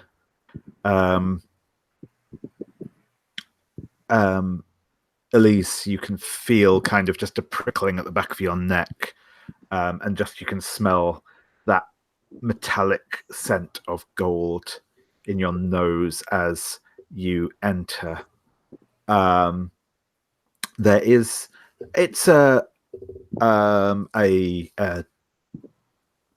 sort of room. It is as you might have expected. There is a lot of it's a dungeon essentially. There are chains and various apparatuses for containing people about the sides of the room. How entertaining!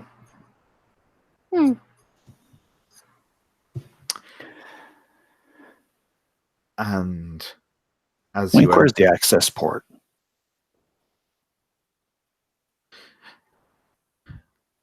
you are now close enough to the Fairfield Nexus to be to gain access to the Fairfield. Great. Grab all the floor plans, schematics, anything you can on the tower, and do it as quickly as possible. I want to get out of here. Of course. And I will ask you to make an intelligence roll here. Again, you can add your class die because you're bringing your AI into it. All right, so that's 4d6 plus class die. Yep. Errol, we should come back here sometime. I like this room. Errol, All right, just there's cocks an eyebrow at you. 3 successes. Although I keep having problems with the dice seeming to roll when I touch them. I'm not sure if somebody else is on the page or whatnot. But yeah, there's a 4, a 5, and a 5. Brilliant. No, that's perfect. So yes, you will be able to get some information. I'm going to call another quick break there. So again, back in 5 minutes, and we will continue.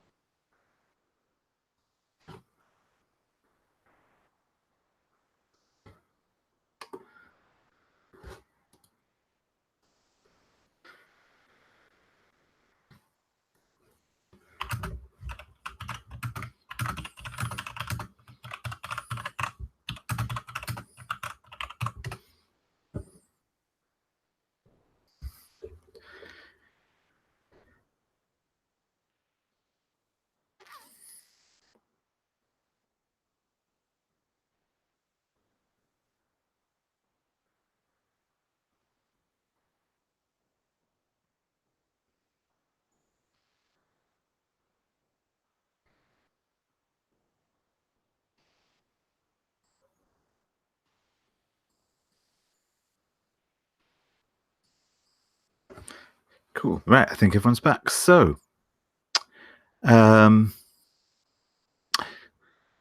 we will come back to the results of your search in a moment, Elise. As Elise is, busy hacking the mainframe with Wink, a door in the other side of the room opens, and two women walk through. They look very similar, very, very pale skin, very, very bright red lipstick, severe pageboy cuts, and they are wearing kind of, the leather leather corsetry and the like, and they're both carrying lengths of chain in their hands. Oh, it is so lovely to have new visitors here. This is not something that happens very often.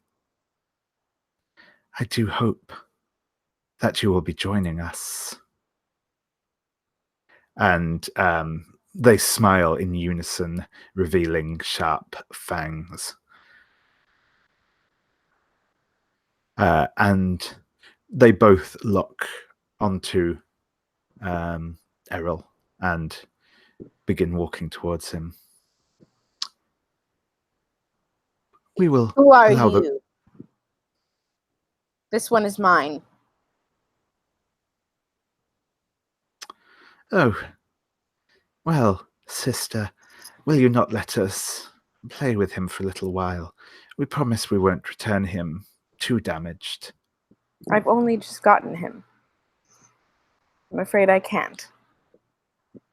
But we are en route to find someone I'll happily hand over and let you keep. And they kind of exchange a glance, say, no, I think we'd rather like this one. Please. And they turn to Errol. Won't you stay with us a little while? We promise we will take ever such good care of you. And they kind of ratchet the cuffs on the ends of the chains.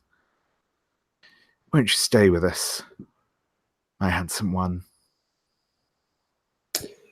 Well, I've never been one for being tied down for long. You can try. They certainly can. But I don't think they'll be happy if they do. Oh, come now, sister, be a good sport. Like I say, we won't harm him permanently. What are you offering me? You can leave this room at any time you like. You're asking me to be a good sport and share something of mine. I don't see you offering.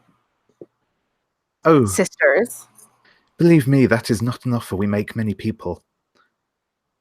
Elise, is cyber available? We have a problem.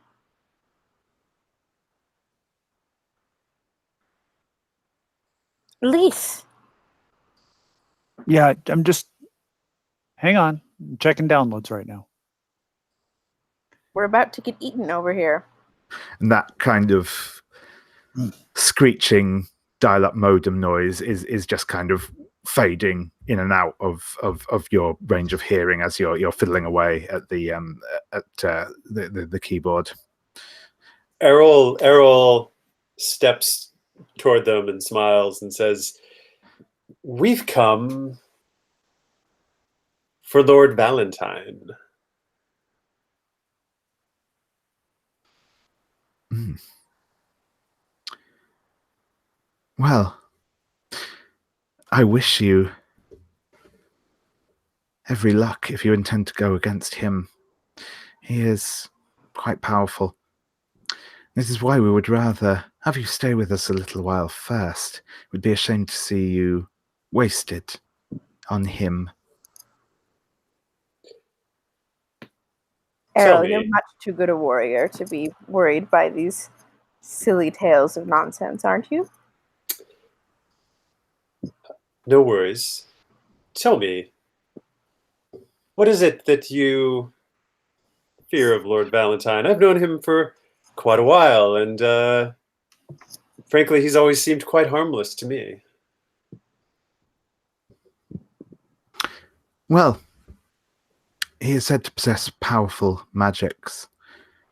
He has controlled many people here in this city, can bend them to his will, or so it seems. He has more subtle powers too. He can move unnoticed amongst people, it is said. He could be watching from anywhere at any time. So from the So sounds you of it, fear. he could be you.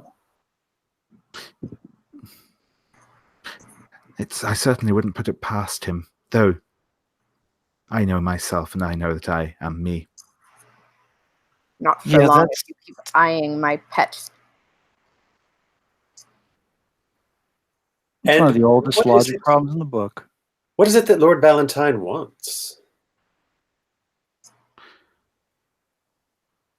What everyone wants, I suppose. Control.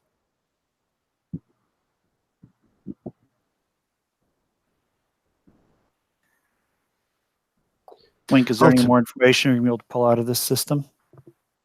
Ultimately, when you get down to it, that's all anyone wants. To be in control, or to have someone in control of them.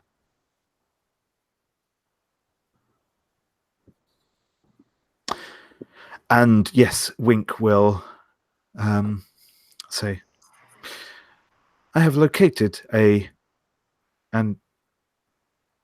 sector of the central tower designated personal apartments that appear to be the domain of Lord Valentine. Access is via a personal elevator. I have cloned the credentials of Lord Valentine.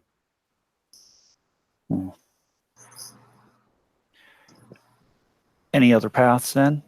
Vents? Anything like that? Scanning. Yes, there are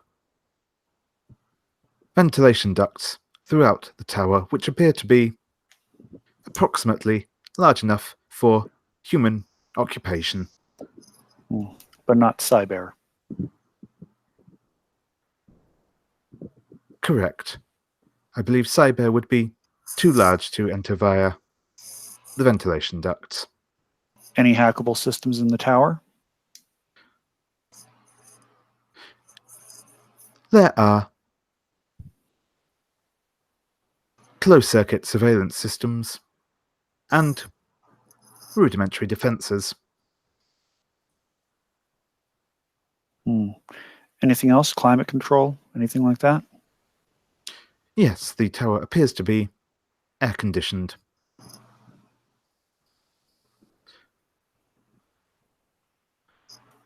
there anything else that I'm missing or not asking you, Wink? Anything else that you think could be useful for infiltration, attack, defense?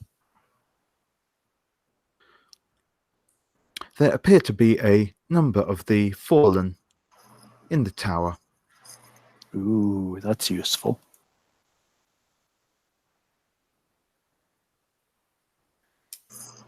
Anything else, or is that it? I believe that is the entirety of the information that would be relevant. Right. Okay, folks, we're done. Let's get out of here. Perfect. Sounds good. Well, thank you, ladies. We won't keep you tied up any longer. Farewell. I am sorry, I do have to insist that you remain with us just a little while, dear sir. Please, we promise we will make it a pleasurable experience.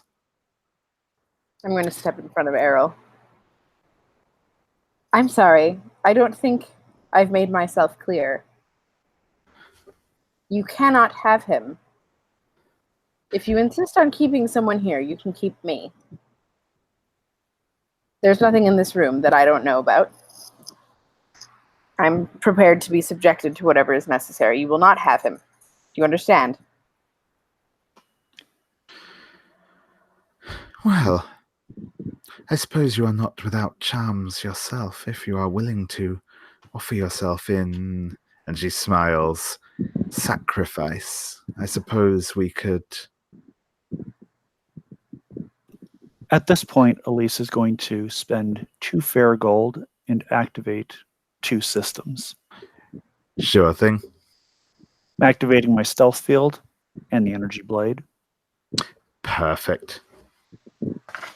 And since the stealth field allows me to become virtually invisible and I will not be noticed unless somebody's actively searching for me, and right now everybody's focused on Nimue, I'm assuming that's going to allow me to get behind the main vampire and activate the energy blade at her throat. Yep, that sounds fair. And I say, let me make this clear to you. If you wish for your head to remain attached to your body, and I suspect you do, we are leaving. Now, with no further delays. Have we reached an understanding? Oh, we underestimated you, pretty one. Yes, I rather like the sound of that, but very well, very well. You may leave, but I do hope at least one of you will return to us before you leave the city. If I have time, I might stop in for a drink. You do that, and I promise you we will make it a memorable evening. Thank you for your hospitality. I do hope you have a wonderful day.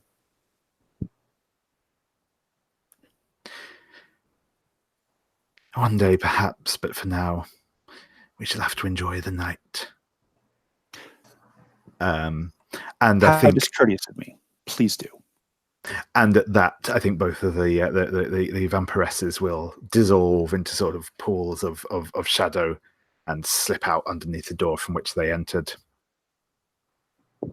Elise, you were magnificent. Thank you. I'm not without my uses. Now, can we please get out of here? Yes, absolutely. I think I've had quite enough of this place.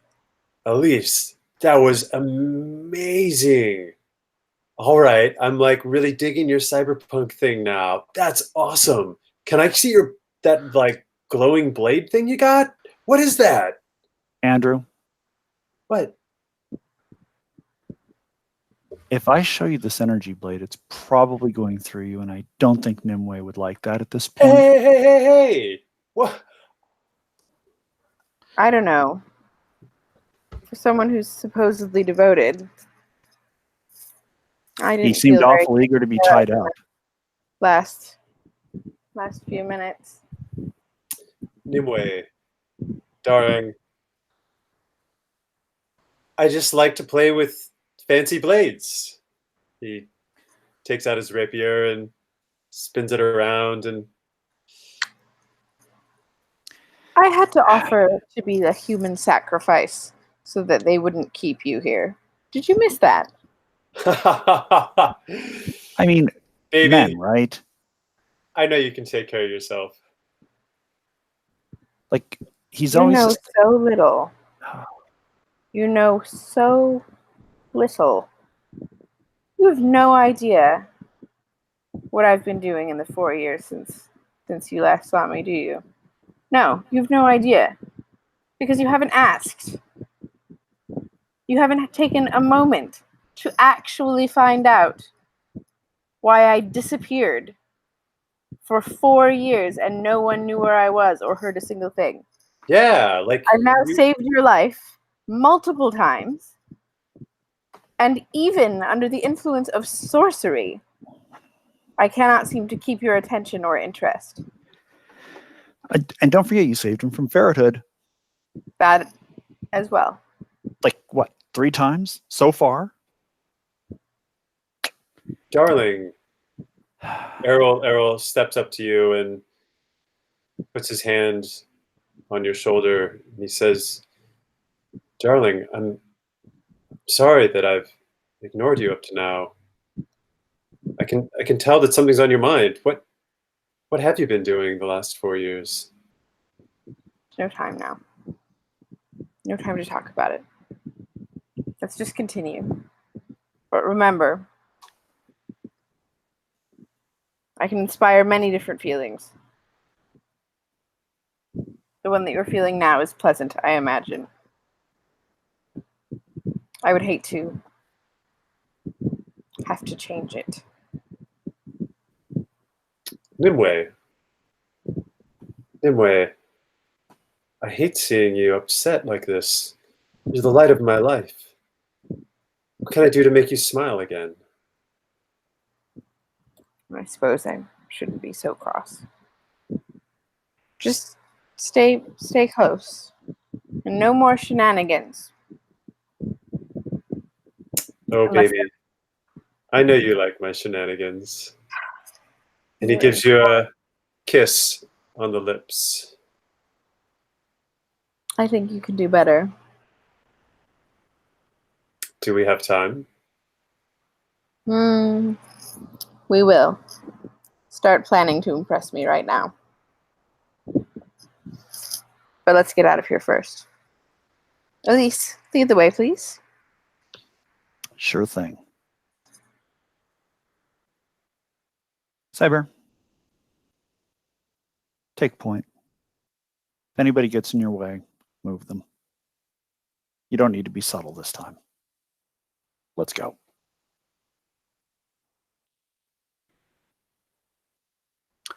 Awesome. So yes, you will make your way through the gloomy streets of the city of eternal night.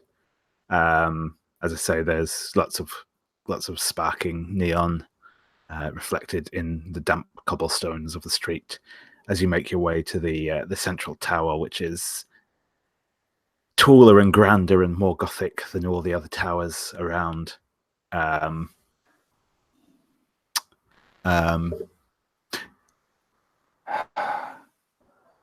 Lil, you realize that this is basically just Joe's Shadowrun campaign, right? Yes. Yes, I do realize. Do you remember? I remember so it was not my favorite campaign. No, Do you remember anything about it that could help us? Well, it was dull and unimaginative, but I The mean, boss these Fallen and- are actually pretty cool, right? They're like more interesting than the orcs he always threw at us. Andrew, just please put a zipper on your mouth right now. The adults are talking. Hey, What I remember about his Shadowrun campaign is that the end boss was weak to cold, Cold? which is one of the reasons why I was asking about climate control. Because here's my thought. Hack the Fallen, send them up in the elevator as a distraction. We go up through the vents. We hack the climate change system, the climate control system, to drop the temperature below freezing. How do we weather the below freezing temperatures, though?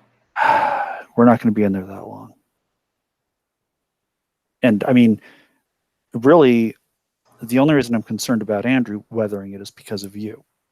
You seem to want him to weather things, so that's I'm very fine. fond of both of you. I always have been, you know that. I wouldn't let any harm So- come to either of you. The Ollie thing was a fluke. Fucking Ollie.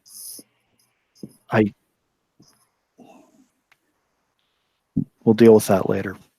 He should totally have a new So- character rolled up by now. What's taking so long? Errol, will you Andrew, rub my shoulders? Oh, I'm tense. yes, Thanks, Lil. sure. Andrew starts rubbing your shoulders, and Space says, "Oh, you're really tight right here. Is that how does that feel?" And he digs his hand in to a particular place in your back. It feels really knotty. Smells good. Is that good? All right. Please Yeah. continue, please. Andrew's very, very meticulous.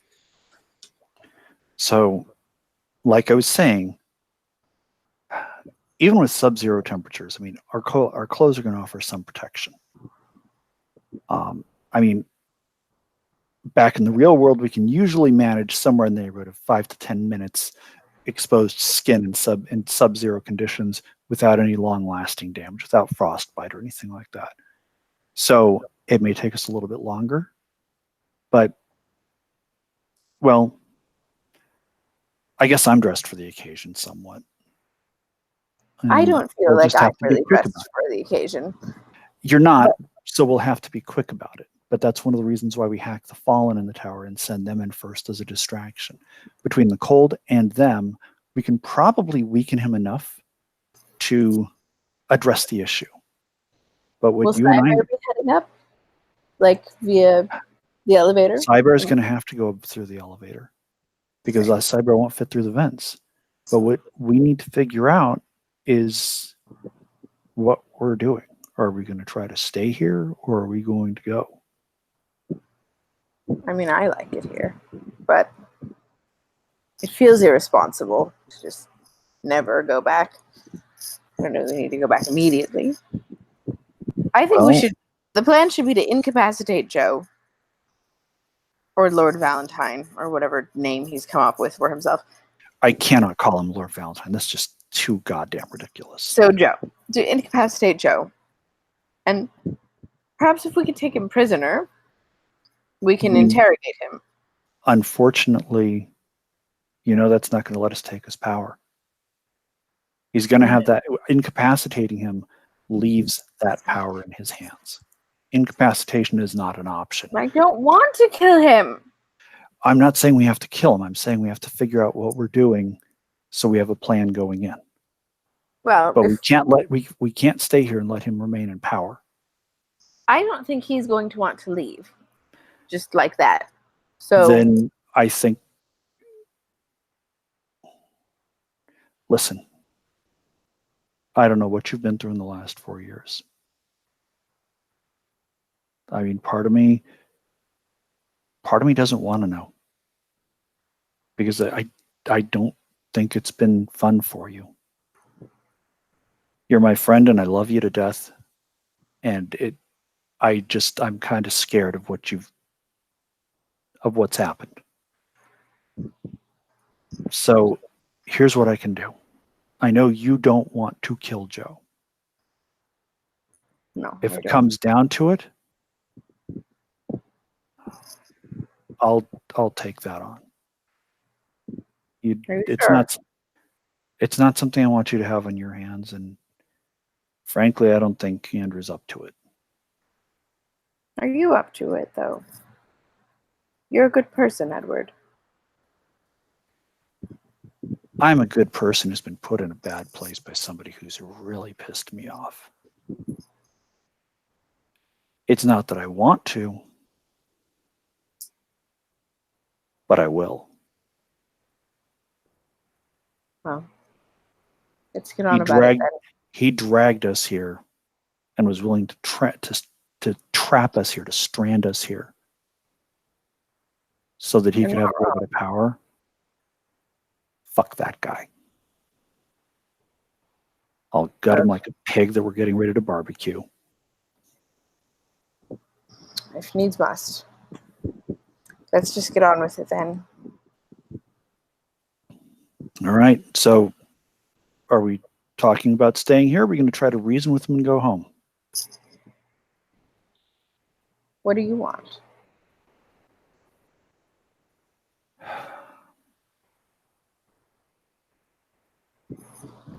At home, I'm somebody who thought up a mediocre ad campaign that probably anybody could have come up with if they'd just been normal enough to do it. You know, I know I brag about the rocker campaign, but you and I both know it's not special. I mean, Thin Lizzy, seriously? Come on, you only hear that song like 3 times a day. Here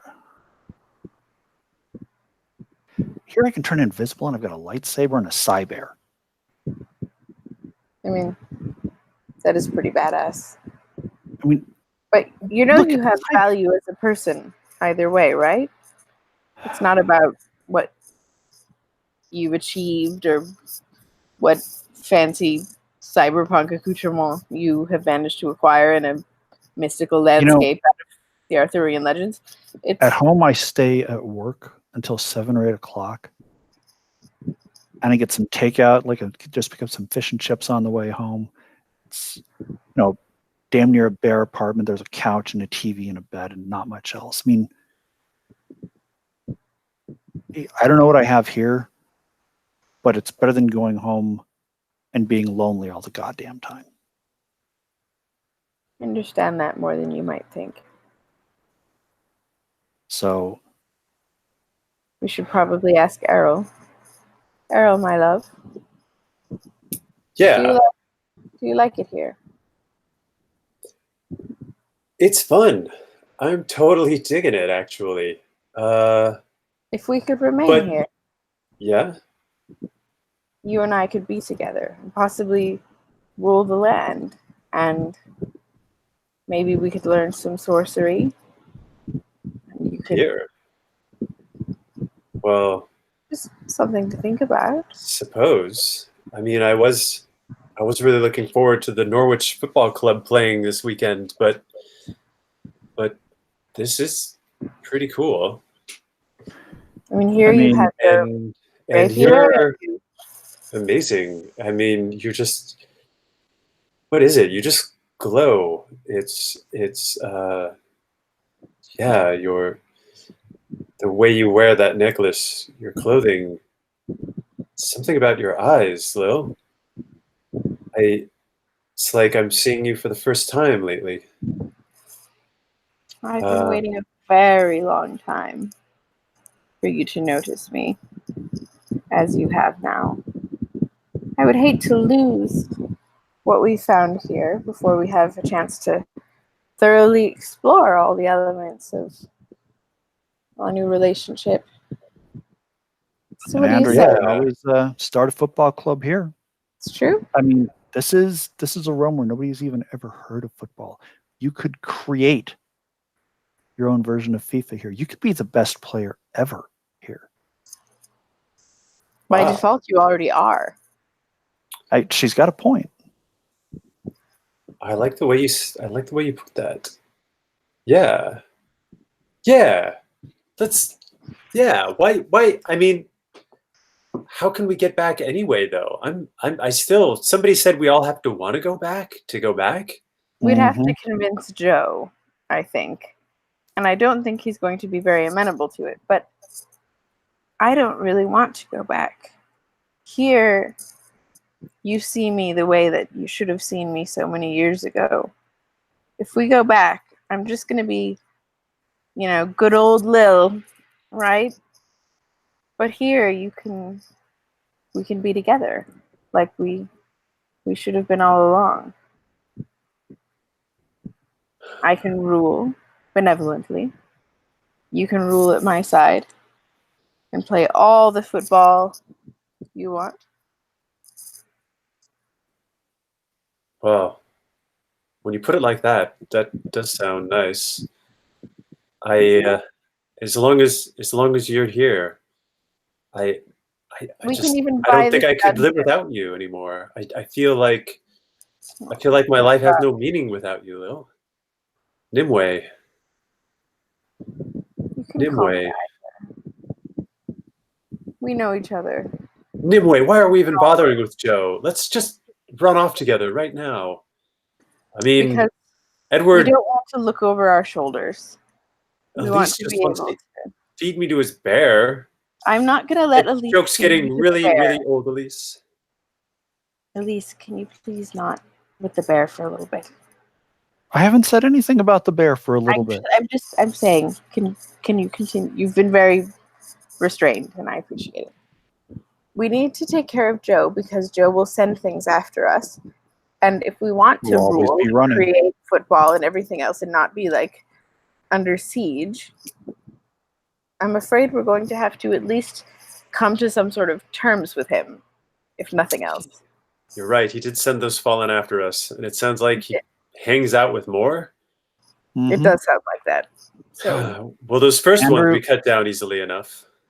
But you'd be out there on the pitch, and all of a sudden you'd have a bunch of fallen killing the other team. That's not how you want to win a football game.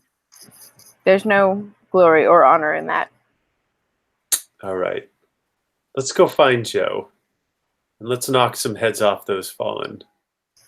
No, That's my Andrew, arrow. just leave the fallen to me.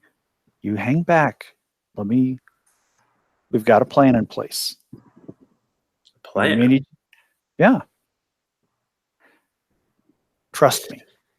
For once. Elise is right. Let's There'll get be opportunities for you to go be a swashbuckling hero, I promise. But for the Are you on board? Well, that's what I like to hear. Let's go then. That. All right. You do the planning, and I'll charge in. Kiss me for luck. Errol puts you in another dip and kisses you again and brings you up and says, Nimue, I love you. And I you, darling. I'm going to thread my hands up through his hair in the back. And we're going to be together always now, right? I'll never let any harm come to you, Nimue. And you'll remain by my side? You are the star and the moon. Nothing will come between your light and me. Perfect. Let's go dispatch our former companion. We have other things to explore. Wink. Access to climate control systems. Climate control systems activated. Set the temperature inside the tower to below freezing.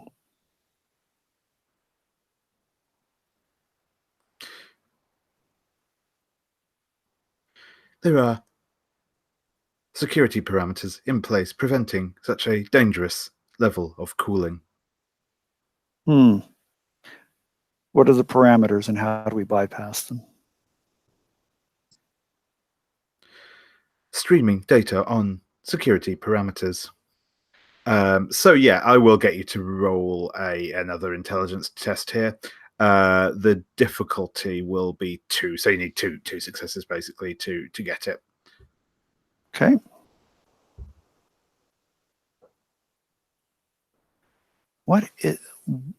Why does this keep re-rolling when I'm selecting them? And does the class die come into count or come into play? Yes, it will do. Yep. There is 1 success. Yeah, sure thing. But it is a 6. Yeah, that's cool. So yes, and I believe that specifically allows you to subvert the system as a special. So yes, I think what you can do is you can make it very cold in there, but the air conditioning system just doesn't have the capability to make it actually like sub-zero conditions. Okay. It's just not got the power, but you can certainly make it very cold in the tower. All right. Wink, lower the temperature to the lowest possible temperature that the system will allow. Certainly. Temperature lowered, and you'll see kind of the temperature gauge on the little display starting to drop. All right. Wink, let's hack the Fallen.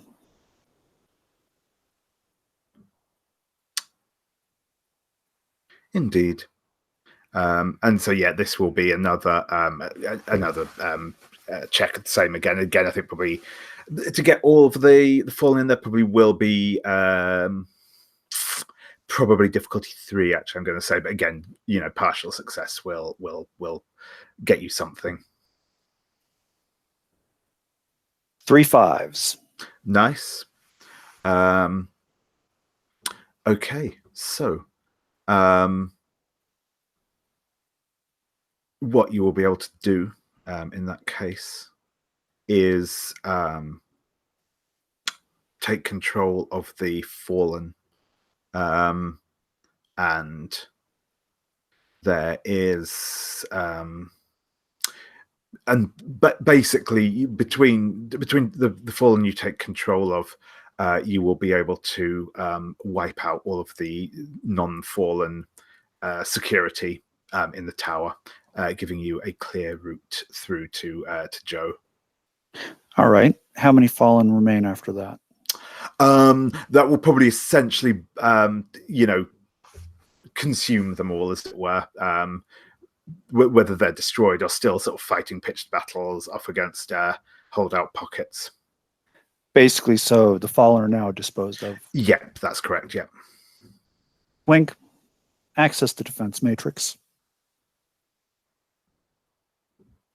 Defense matrix activated. Change the IFF settings on it and identify us as, well, Lil, Andrew, Cyber, and myself as friends. Designate everything else in the tower as a foe. Order processed.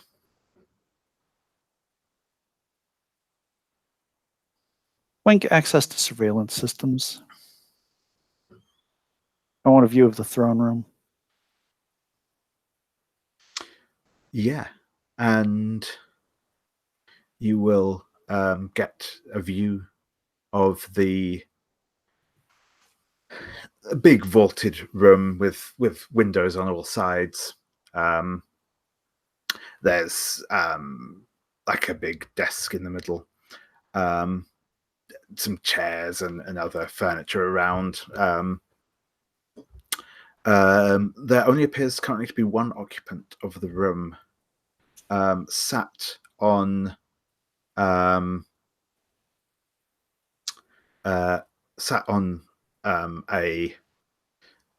like a couch type thing there. Appears to be Ollie. He still looks like his in-world persona, though isn't currently wearing any armor. Wink. Find Joe. Ollie, how are you? Andrew. It's Ollie. Andrew. Not all of it. That is, Joe is the master of this realm. He can look like anything he wants. I cannot locate Joe.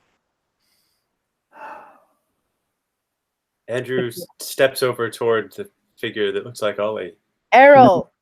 Nimue. Do you see? Nimue, Ollie Anything? was a good friend for me. We He were was really a great close. friend to all of us, but this isn't him. Ollie, I believe you're not currently in the room. You are still. No, we're just accessing security. oh, we're like Yeah. looking at. Oh, we're looking at a camera. We're not actually seeing this. Okay. Yeah. Yeah. I think Andrew's still like kind of like almost like hoping there's like a microphone. He's still saying his name out loud. We've got to get to Ollie. Andrew, Errol, when we get there, you have to remember it's not him. Okay? I wish it were him, but it's not him. He was burned up by the dragon. I know it's terrible. Okay, Nimue. But that's probably Joe. He's trying to use your own feelings against you. Our own feelings against us. Andrew, he's trying to use the Force on you. Okay, does that make it a little bit more clear? Think of it. He's the Emperor, and you're Luke Skywalker. That's what we're looking at right now. Okay.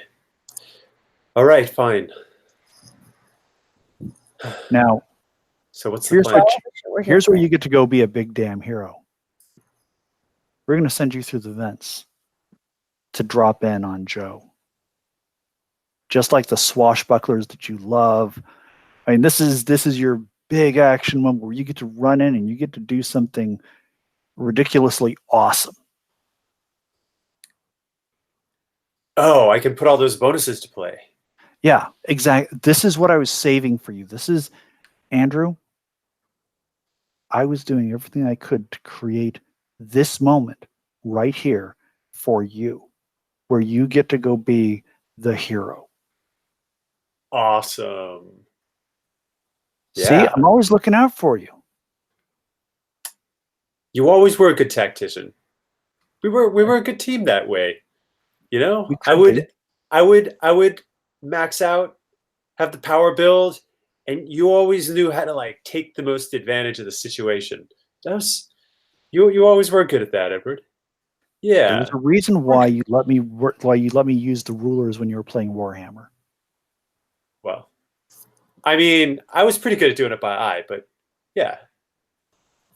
But So Elise, there's a vent entrance right over there. Yeah, Nimue? you will be sending Cyber as backup, right? You're not Okay, sending Errol so alone. here is the rest of the plan.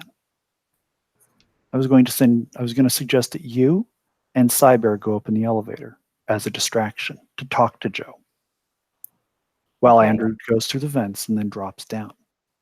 Okay. And me,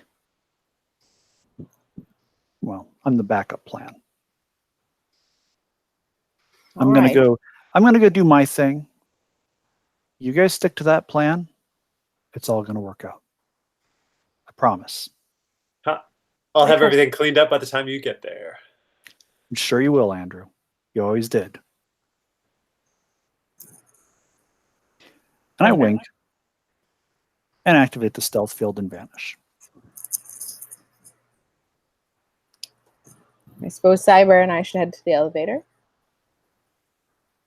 I'm assuming it's programmed by. And you hear a voice coming out of thin air saying, Cyber, follow and protect Nimue. Set IFF friend to highest level. Errol adjusts your necklace, Nimue, and moves your hair a little bit, brushes it out of your face, and says, "Be careful. Promise me." I promise. But I'm not worried. I know you'll come for me. Yes. If anything goes wrong, call for me. I'll find you. I know you will. And then Errol climbs into the vent. All right, Cyber. Time to take an elevator, I think.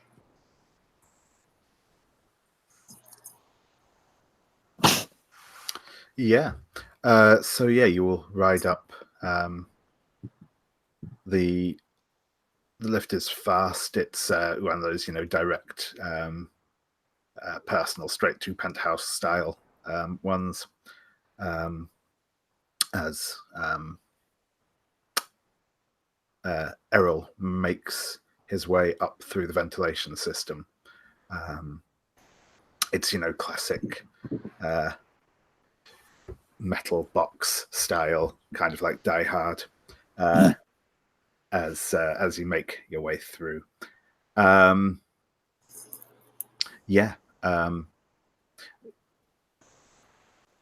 Nimue will make it there first because instead you have the lift. And yeah, as I say, it comes out into the scene you saw from the CCTV.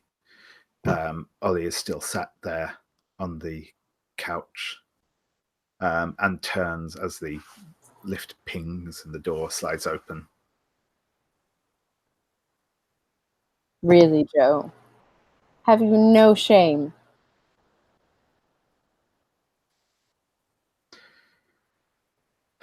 And his appearance shifts, and it's Joe, or at least the version of Joe from this world, sat there. I rather suspected that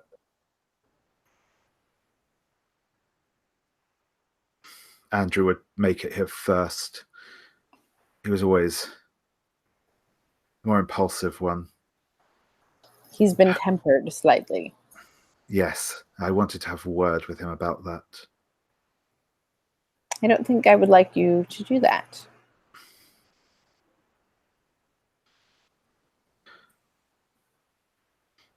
The others will be arriving soon, Joe. And I know that you're the ruler of this place and you have all these powers, but I don't think you put enough safeguards in place to be able to beat all of us. So the question is, will you step down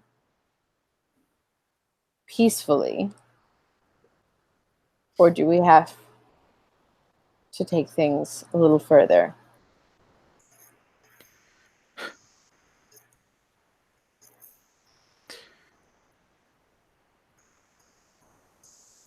There is...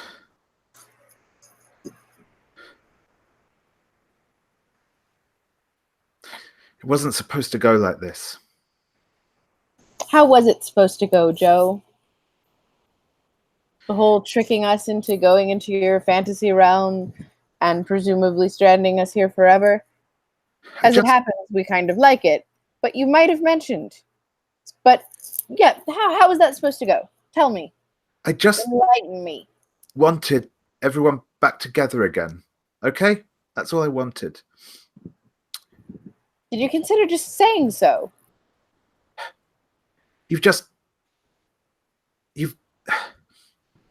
Ollie's been killed. It wasn't supposed to happen. He could have fought that dragon. You could have just let him fight the fucking dragon. He's a fucking knight. But you had to try and...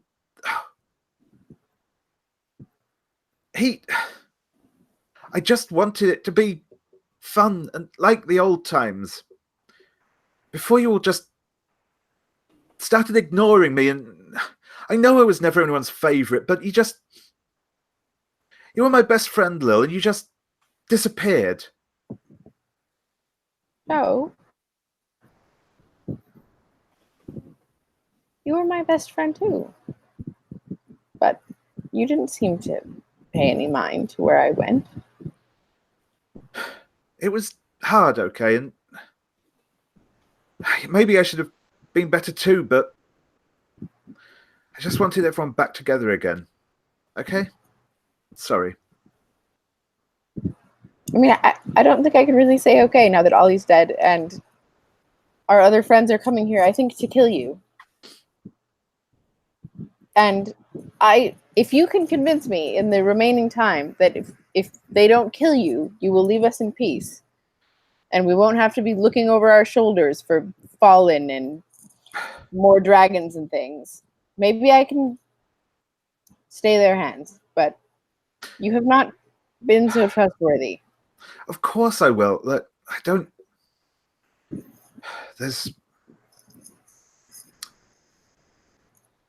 just one thing I want, and then that's it. What is it? I just want Ollie back, okay? How? It's quite simple, really. The Fallen The Fallen were all people like us once. But they can become living again. How? They just look. Is Ollie a fallen? Yes. Is he here? Yes. You need to keep him out of harm's way. He's going to get eaten.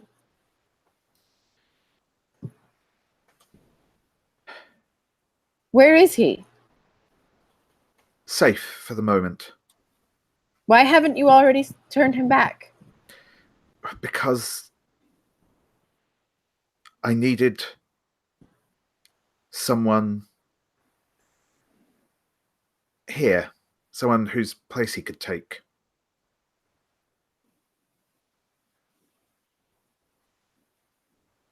Explain. If he eliminates one of the others, he'll live again. No.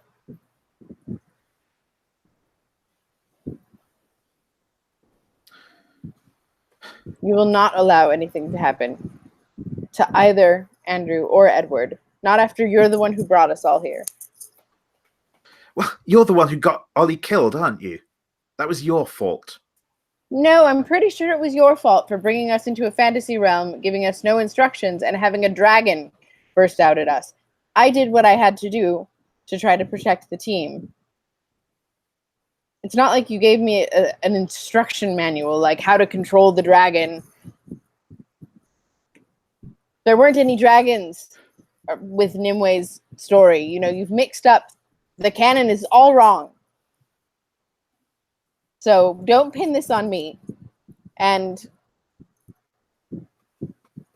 I'm not gonna let Ollie hurt one of them. So either if you really want him to come back that badly, then sacrifice yourself. Otherwise, they'll just come and kill you anyway.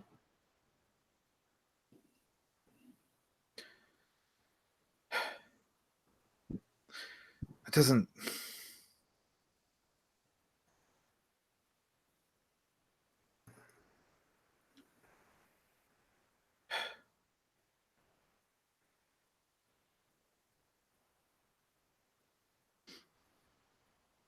Do you think I like this, Joe?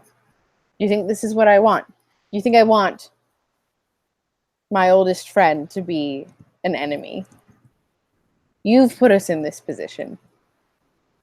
And now you would ask,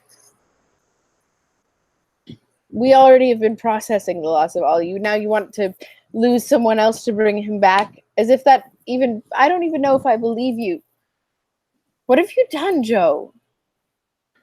I haven't done anything except bring you here. What you did yourselves. I really thought that you were someone else.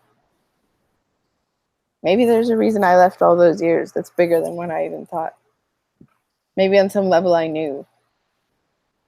The Joe that I spent all those silly evenings with, just being ourselves and not worrying about all the nonsense back in high school, just us, the two of us. I thought you were a good person. I thought you cared. And here you are, you've kidnapped us and you've put all this in motion, and you're going to try to pin it on me? On me? What have I ever done but taken care of all of you? What have I ever done but be the one who makes sure that things get taken care of, get cleaned up, get all of you have taken me for granted our entire lives. And so I left to make something of myself because, you know, God forbid I have an actual goal or I have an actual ambition that isn't just making sure that nothing gets broken while you all carry on with your hijinks. You know, I went off to try to do something with my life because none of you saw me as anything but a handy stool to step on while you carried out your ridiculous high school nonsense. Only Edward even seemed to see me as a real person. Till we got here. So in some ways, I suppose I should thank you. But no, you will not be sacrificing another of our friends. And no, you will not pin this on me.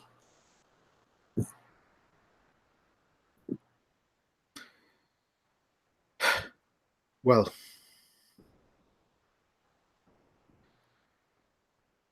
then I don't know what you want from me anymore. I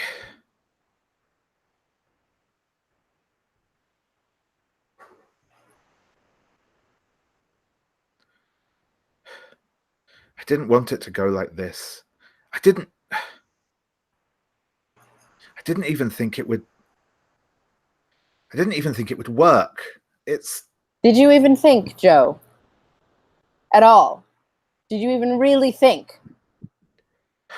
Look, At what point in the process was I'm going to drag all of my old friends who I haven't seen in years to a fantasy realm in which I'm some sort of evil overlord?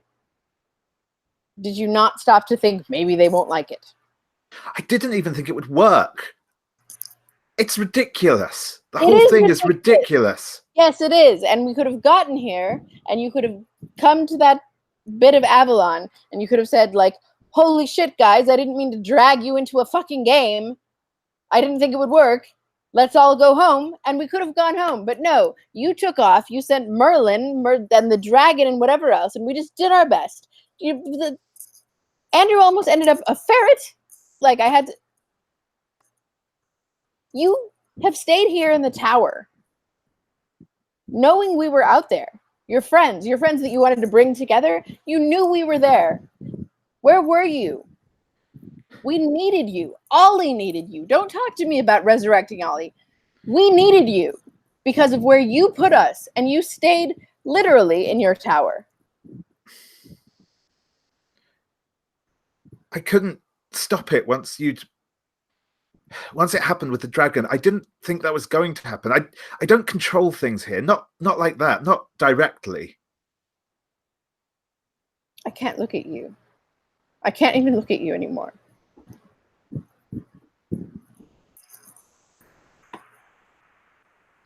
I'm going to go walk to the other side of the room and stand next to a wall.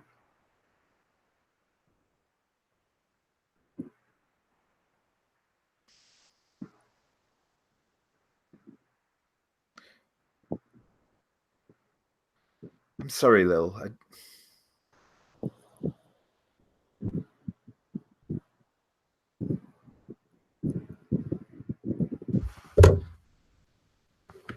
You're sorry. You're sorry.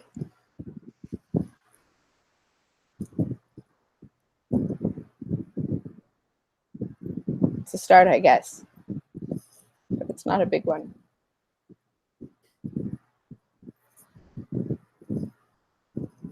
I'm powerful here, but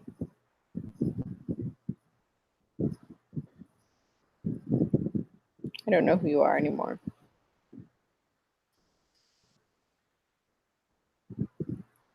I'm who I always was, well, more or less. It took me a while to realize it, I suppose.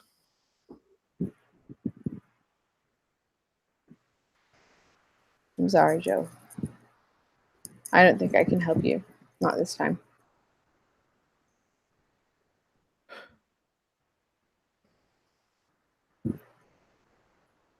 When they arrive, I mean, I suppose I can try to turn you into a ferret. It's the only thing I can think of that would incapacitate you enough that they might be willing to leave you alive, but it's not much of a life, really. So, do you ever think back when we were in high school and running all those campaigns, that I'd be sitting here talking about turning you into a ferret so that Andrew didn't kill you. This wasn't how any of us wanted it to go, is it? No. No. But here we are. He'll be here any minute. Errol, Andrew. Suppose I should thank you. He finally sees me here.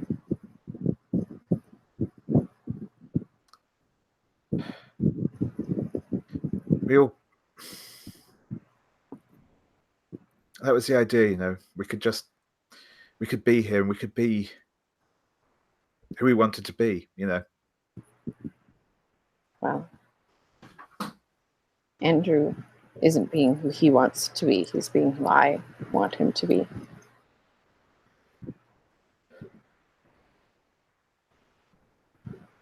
I can't talk about any of this anymore with you.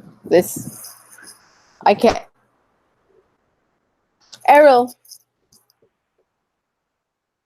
where are you? You said you would come for me. Errol. The vent door opens and Errol comes leaping into the room and he rushes over to you. He says, Nimue, I'm sorry. What you just said now about how I see you here. I'm sorry. I didn't realize that I'd been hurting you before. I feel like a fool for not having seen you before. You're amazing. You're so wonderful. And you've always been so good to me. To all of us, Joe. What the fuck's going on, Joe? What are you gonna do to fix this? There isn't any fixing this. That's not how it works.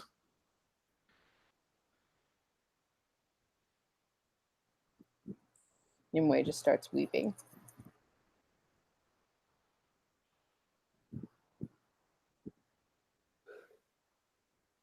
So that's it. Ollie's gone. Ollie's gone, Andrew. Andrew holds Nimue. And he glares at Joe.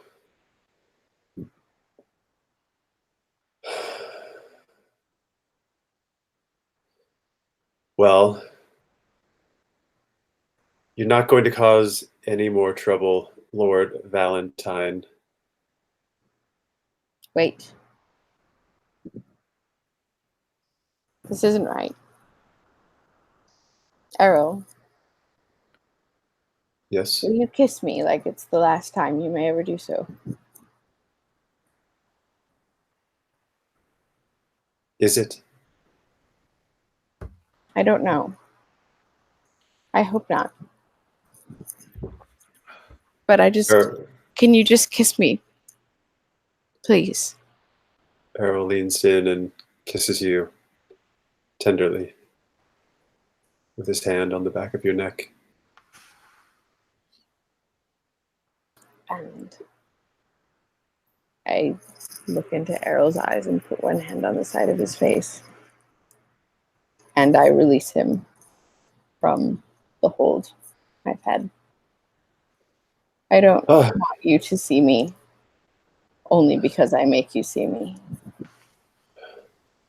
I'm sorry, old friend. And then I walk away to the other side of the room. You two do what you must. Nimue? Nimue? Errol? Nimue, what happened? Joe? Joe's... This is fucked up, guys. I know. This is really fucked up, guys. What the hell's happening? Okay, calm down. I will not calm down. Okay. What the hell's happening? What's This is happening? too weird. It, What the it hell's is. happening? We're trapped in a fantasy realm because Joe wanted us Nimue, all to hang out one last time. Nimue, what did you do to me? Nimue, you were in my head. What the hell happened, Nimue? What happened was that What's going on? for a few hours, I actually registered as human to you What? and not just a thing. Nimue, It's fine. what are you talking about? I Did just wanted to see what it would be like, but I cannot I keep just you. feel I feel icky. That's not what happened.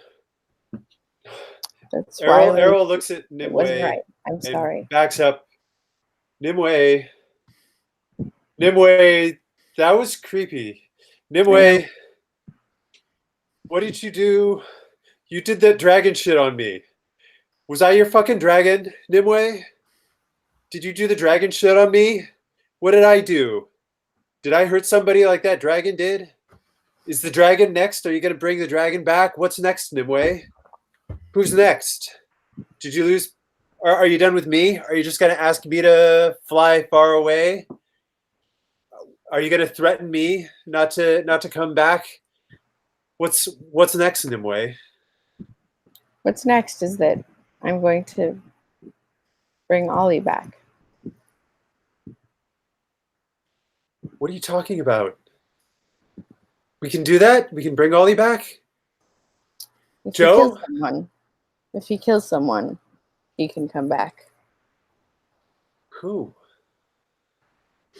Me, obviously. What are you talking about? Everything you were just saying, you're right. I controlled you. I controlled the dragon, and Ollie got killed. I have nothing to go back for. The reason I haven't wanted to talk about those 4 years is there's nothing to be proud of. I don't even want to talk about it. Nimue, there's nothing stop for me talking here. in riddles. You clearly do want to talk about something. Then stop bringing it up. What happened to you? I don't want to talk about it. Where have you been? Saying goodbye. Joe, bring out Ollie before it's too late. Errol pushes Nimue up against the wall and looks her in the eyes and says, Lil, what happened to you? Just got sick of being nothing, being invisible. So I left, and I thought I would go make some grand adventure. And you know what I ended up doing? I ended up writing like smutty novels for bored housewives. And I made a fortune doing it. You know, after everything I thought I would do with my life, I write dirty books about things that I never experienced because no one ever looks at me the way that people look at the women I write about. No one's ever bothered to touch me the way I write about. And it's all meaningless. It's meaningless. I showed up in like a sports car with a completely changed everything. And nobody even commented. Like, I have never mattered enough for you to like keep me in your head when I wasn't in your direct line of sight. We had those weekends in high school and we painted those miniatures and we talked, and I thought you actually saw me as a person. I thought we actually maybe connected. And the moment the last one was done, off you went. And it was just good old Lil, right? So I left for 4 years and I went and I made a fortune and it was great, and it wasn't great. It was lonely is what it was. And I wasn't impossible to find. You just never tried. And now that I have decided that I don't want you to want me here, if it's only because I'm compelling you, there's nothing to keep me here more than there is to keep me at home. So if Ollie kills me, he can come back and the 4 of you can leave. 3 of you. The 3 of you can leave.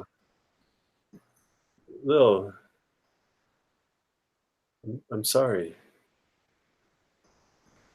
I, I,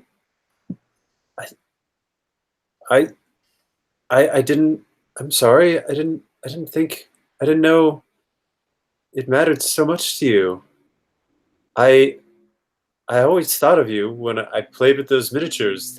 I still have them. They were so great. I really enjoyed that time painting them with you, and they were so much better than I could have ever done.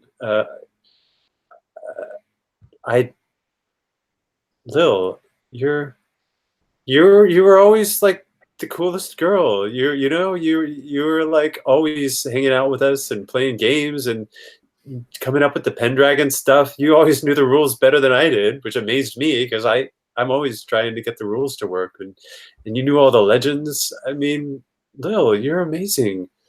And you're a writer. It doesn't surprise me. Of course you're a writer. Of course you are. Why didn't you tell us you're a writer? That's fucking awesome. Why didn't you tell us that? Of course you're a writer. You are always writing the best stories. Andrew, you didn't ask. I'm sorry. I'm sorry. I'm sorry I got here and I had these powers, and it was like everything I had ever wanted in the real world.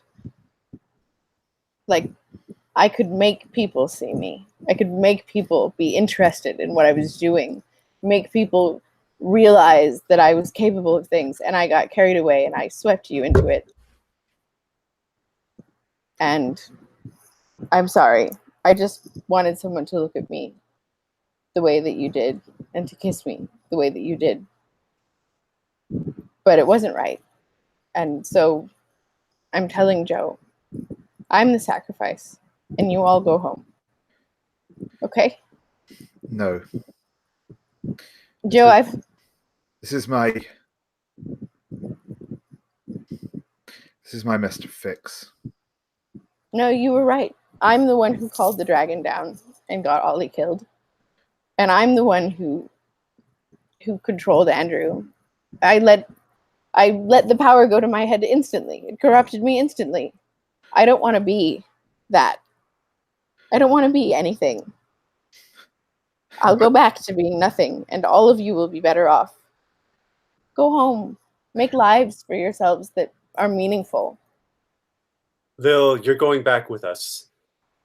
And Joe, if you want, you're coming with us too. Look, there's a world full of people here, and this is a fantasy world. Let's sacrifice some random person here and bring Ollie back, and we'll all be home, and this will all be a dream again, okay? It doesn't work that way. That's not how it works, yeah. It has to be one of us, and it's got to be me. It's the only... I won't let you do it, Joe. Please, just let me have this. Joe, I can't lose you too. I don't have anything to go back for. You think I do? Joe, what are you talking about? Joe, what's going on? I mean, how have you been? I mean, are you okay? I mean, Look, back home? I mean, this isn't what I want, but if anyone's not coming back, it's going to be me. Maybe we should all go back. Ollie can't go back if... Then he'll take me. No. Do you think I don't know what my powers are here, Joe? Don't make me compel you.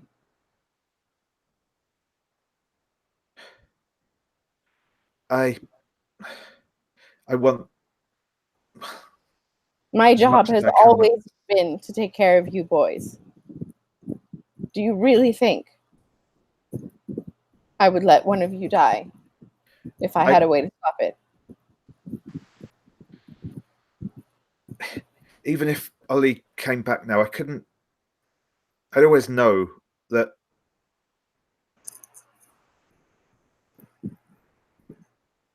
what it cost. And I can't do that. I'm sorry. Then bring us all home, and we'll mourn together. But this has to end. This has to end now. Just tell Ollie. Well, just tell him. What are you doing? And Joe is going to start walking towards. It looks slightly out of place in here. It's a large wooden wardrobe. Looks kind of similar to the wardrobe in The Lion, the Witch, and the Wardrobe. Joe, where are you going?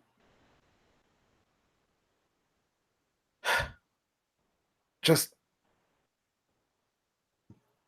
take care of each other, okay? Andrew, do something. Errol runs over to where Joe is, and as he approaches, he says, "Joe, this isn't what Ollie would have wanted. Look, I knew Ollie. I think I knew Ollie as well as anyone, and I know he wouldn't have wanted any of us to sacrifice ourselves for him. The best thing we can do to honor Ollie's memory is to honor what a good person he was. He wouldn't want any of us to give up our lives for him. Just Joe, come back with us." I can't, not after all this.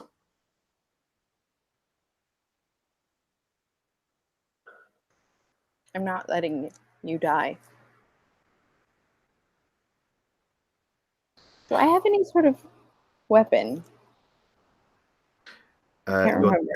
Your death touch, I believe. Can I use it on myself? Yeah.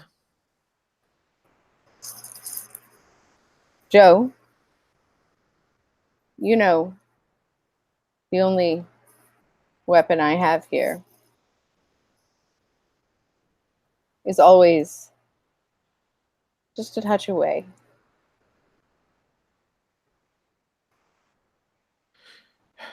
You can't. I can. If you die, you'll just turn as well. You'll come for Andrew.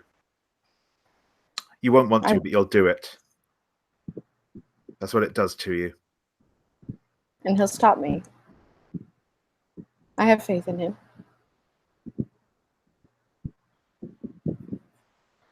If that's what it takes to stop you.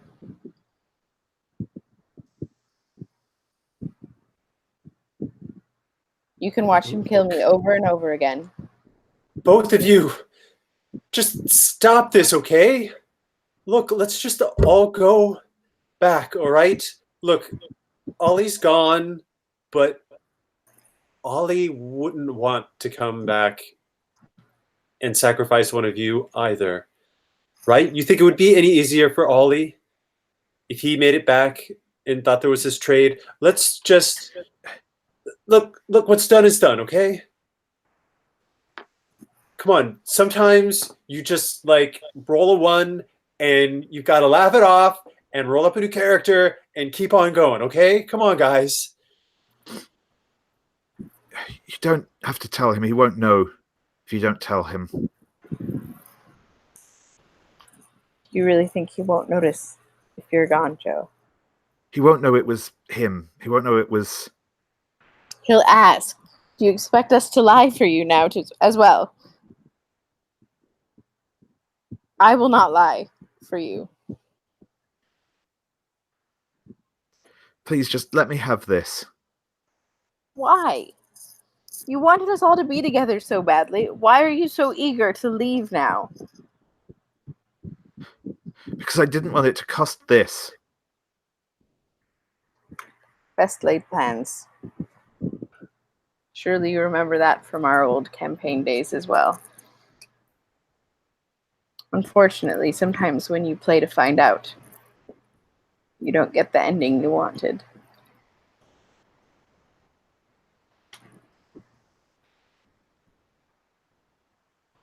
Joe, look, I know I usually go into games and missing every other game session you put on in your house, but it was nothing personal. I always thought you were really cool. I mean, look, I'll be honest. I wouldn't have even had as many A's as I did if I couldn't have copied your homework. Like, I owe you so much. You were always a good friend to me, and look, I I probably could have been a better friend to you now then, and I'm just, look, listen, like, trust us. Trust that we're your friends. That maybe, yeah, maybe I'm kind of a jerk sometimes, but it's nothing personal. I'm just kind of a jerk. I'm still your friend, Joe. I don't want to go back without Ollie. Wink, can you hack the fallen in this room?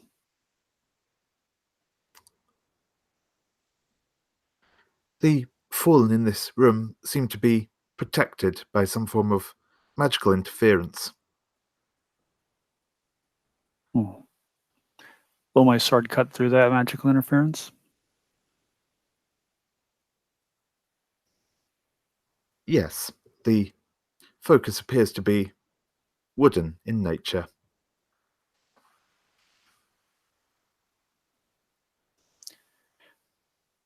Elise silently drops in, still cloaked. Cuts the box in half. Yeah, the wood of the wardrobe falls open. It kind of splits into two pieces and clatters onto the floor. Inside is the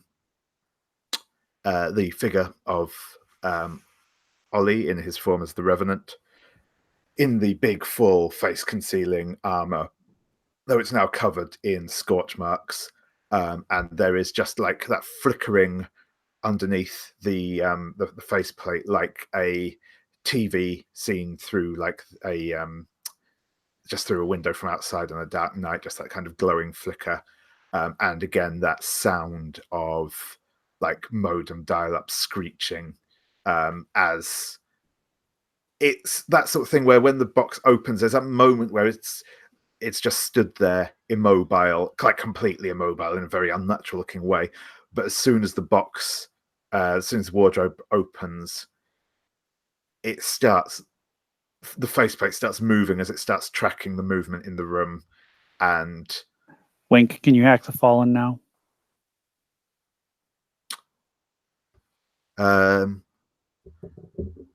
Attempting to initiate link with fallen. Yes, this will be a your standard intelligence roll for the hacking thing. The difficulty will be, bear with me one moment.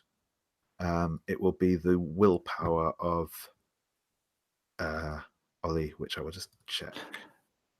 I rolled an 8 on the class die. Cool.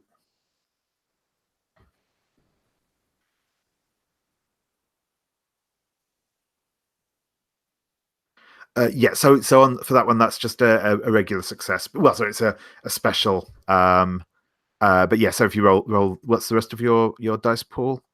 Oh, whole lot of nothing. Okay. So I think what that will, I'm just going to double check this. Sorry, because I think you won't get like total control. Yes, I think. No, I think that's fair. I think I will give you that anyway. So yeah, you can't actually sort of gain control over it, but you do get to subvert the system for one action because you've got a special there with a roll of over a 6. Deactivate the fallen. Yep, and the glow is disrupted for a moment, and Ollie's body falls to the floor.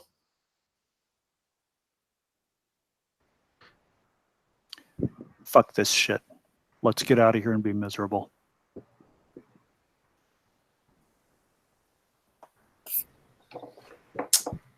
Errol takes off his crown and places it on the head of Ollie's body.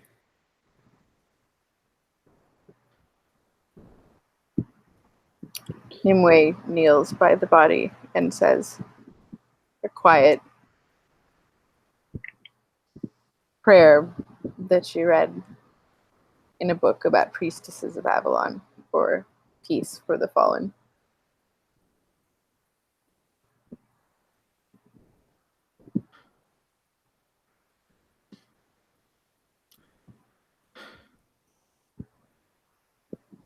I can't leave him. Joe, he's gone. He's gone. Please, for me. Come home.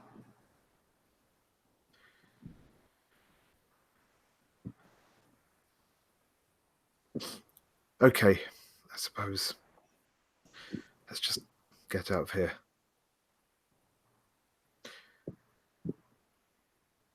And at that point, I will ask, does everyone want to go home? Yes. Yeah. Yeah. And we are back, sat around the table in Joe's room. There is a conspicuous space where Ollie was sat as we all return.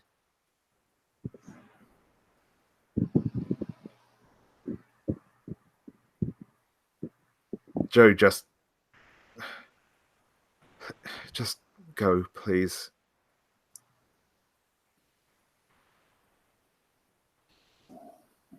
Joe, I want to make sure you understand this. If I ever see you again, I'll make sure I have a knife on me so I can just kill you outright. Edward. Shut the fuck up, Edward. Look, Joe. Joe, let's I don't know. Let's go for a hike tomorrow, okay? Yeah, maybe.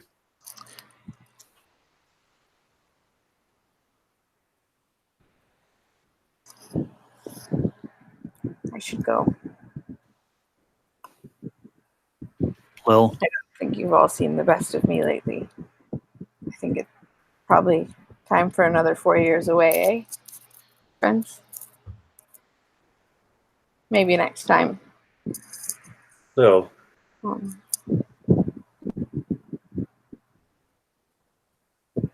Andrew steps over to Lil and puts his hand on your shoulder. Says, Lil,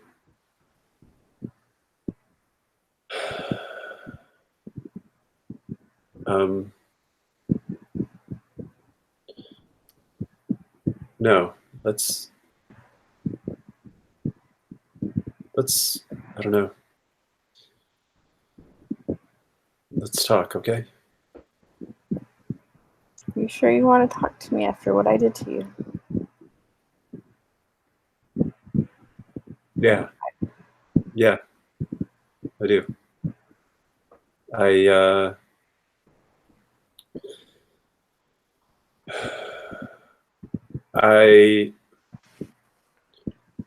don't know.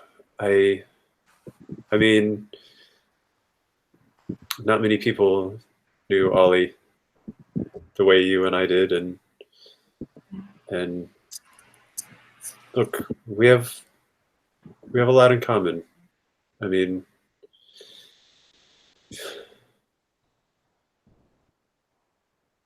we are friends, Lil. I'm sorry that I've been having a good time in London, but I shouldn't have forgot about the people who helped me get there, about the people who made high school fun. Let's stay in contact. Okay. Maybe things will go better if we don't forget each other this time. Yeah.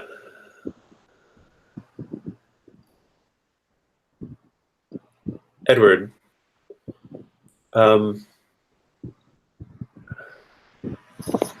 Look, it's been weird, but let's.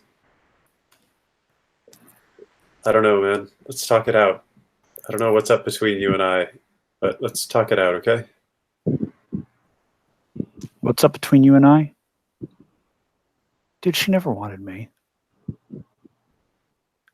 That's why I left. She always wanted you, and I just wanted her to be happy. That's it.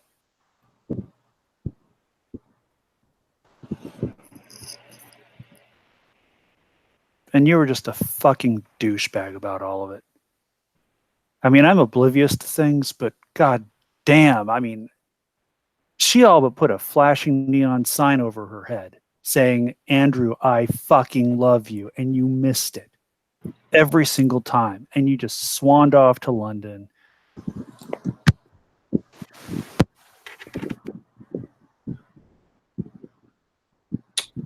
Andrew puts his head down and starts walking to the door. And before going down the stairs, says, "Look,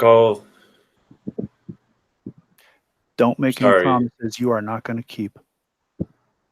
I was dead serious when I told Joe I will fucking kill him if I see him again. Joe, whatever you did with this, there is one thing that you did not count on. And don't get me wrong, that's really, really, really fucking common for you. I know who I am now, and I know what I'm capable of. And if you think for a second that I'm not kidding, or that I'm serious, or that I'm not serious, I want to make sure you understand this. Try me, and you'll have a blade in your heart.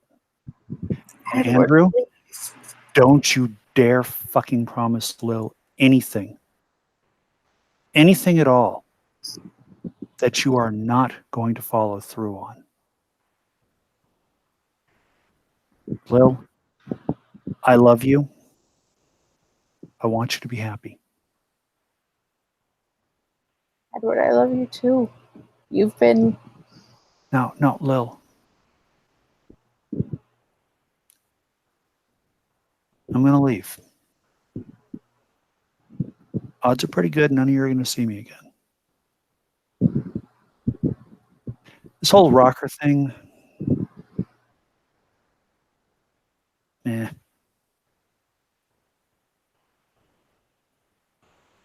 know you've got better things ahead, Edward. Just... I don't think I necessarily do.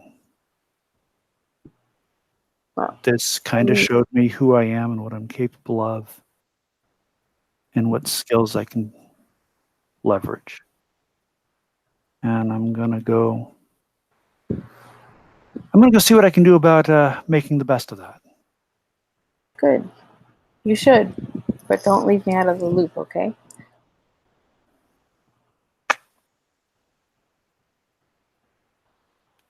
I wish I could promise that, but Lil, like I just told Andrew, don't promise anything you're not going to follow through on. I'll miss you. I'll miss you too. But just do one thing for me. Just one thing. What? Just try to be happy. Because that whole time you were alone, feeling miserable, and I know you never wanted me, but I would have been there. I know. I mean, it wouldn't.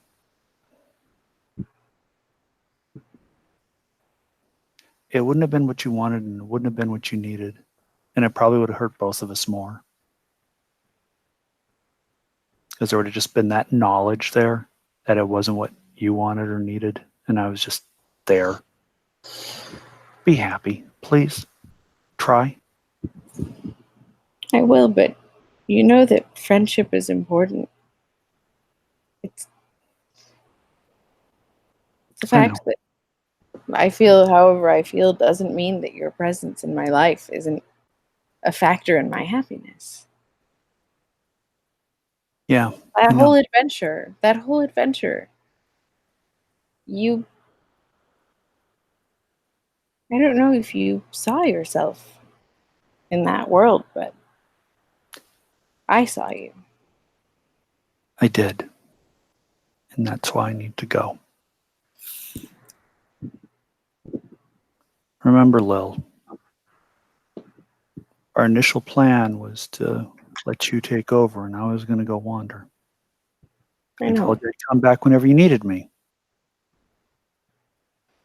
I'm just telling you, maybe I need you more than you think I do. That's all. Go wander. I'll Do the things you need to do. But find me when you can. And you don't have to promise, but find me. I'll try. How about that? Is that good enough? Yes. Okay.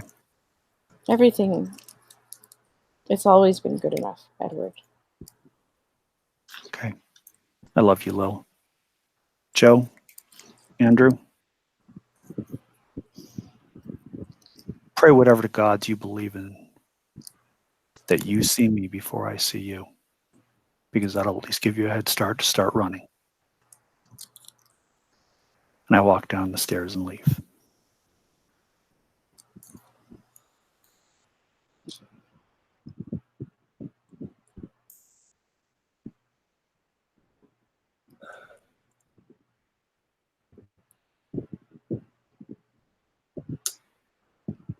Errol touches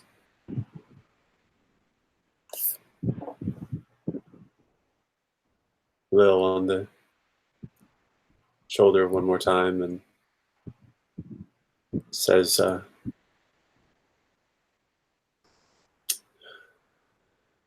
you going to be okay tonight? Not really, but I haven't been okay in a long time. This is just a different kind of not okay. Don't worry about it. I'll take care of myself.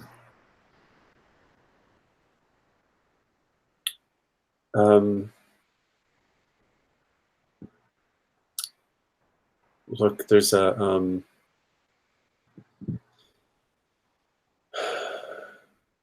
let's go to the pub and have a pint, okay?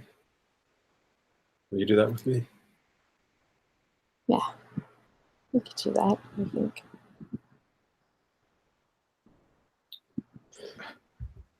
Andrew, Joe, I need Joe, I need you to know I would have given you Ollie back. I would have done it if Edward hadn't done what he did. I'm sorry. I believe you, Joe. Look, I meant what I said.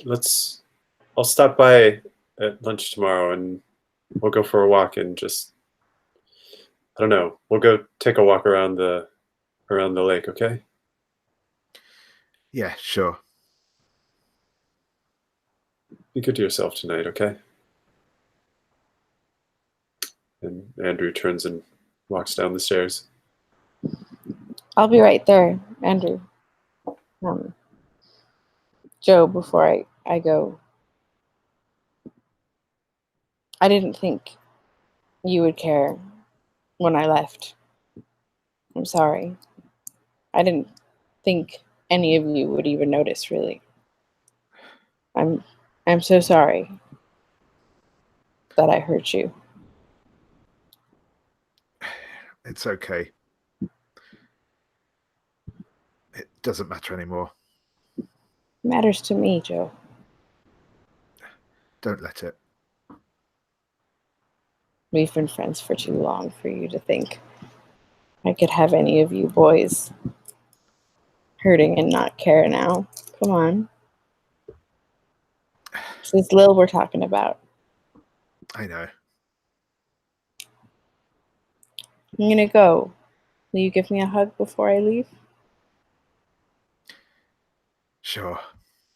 I suppose it's the least I can do. And yeah, he stands up and slightly awkwardly hugs Lil.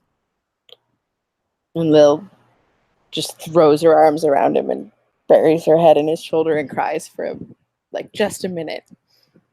I'm so sorry about all of this, Joe. I love you. You're my oldest friends. And I'll be in touch, okay? Sure. Okay. I'm gonna go. But you'll hear from me soon. Make sure to answer, all right? Yeah, I will. Good night, Joe. And Joe, as Lil leaves, Ollie just goes over to the table, picks up Ollie's character sheet, and just looks at it for a moment before putting it carefully into the cardboard box and collapses on his bed. And that's where we will leave it for this evening. Thank you very much, everyone. I hope you all enjoyed that. I will stop the recording now.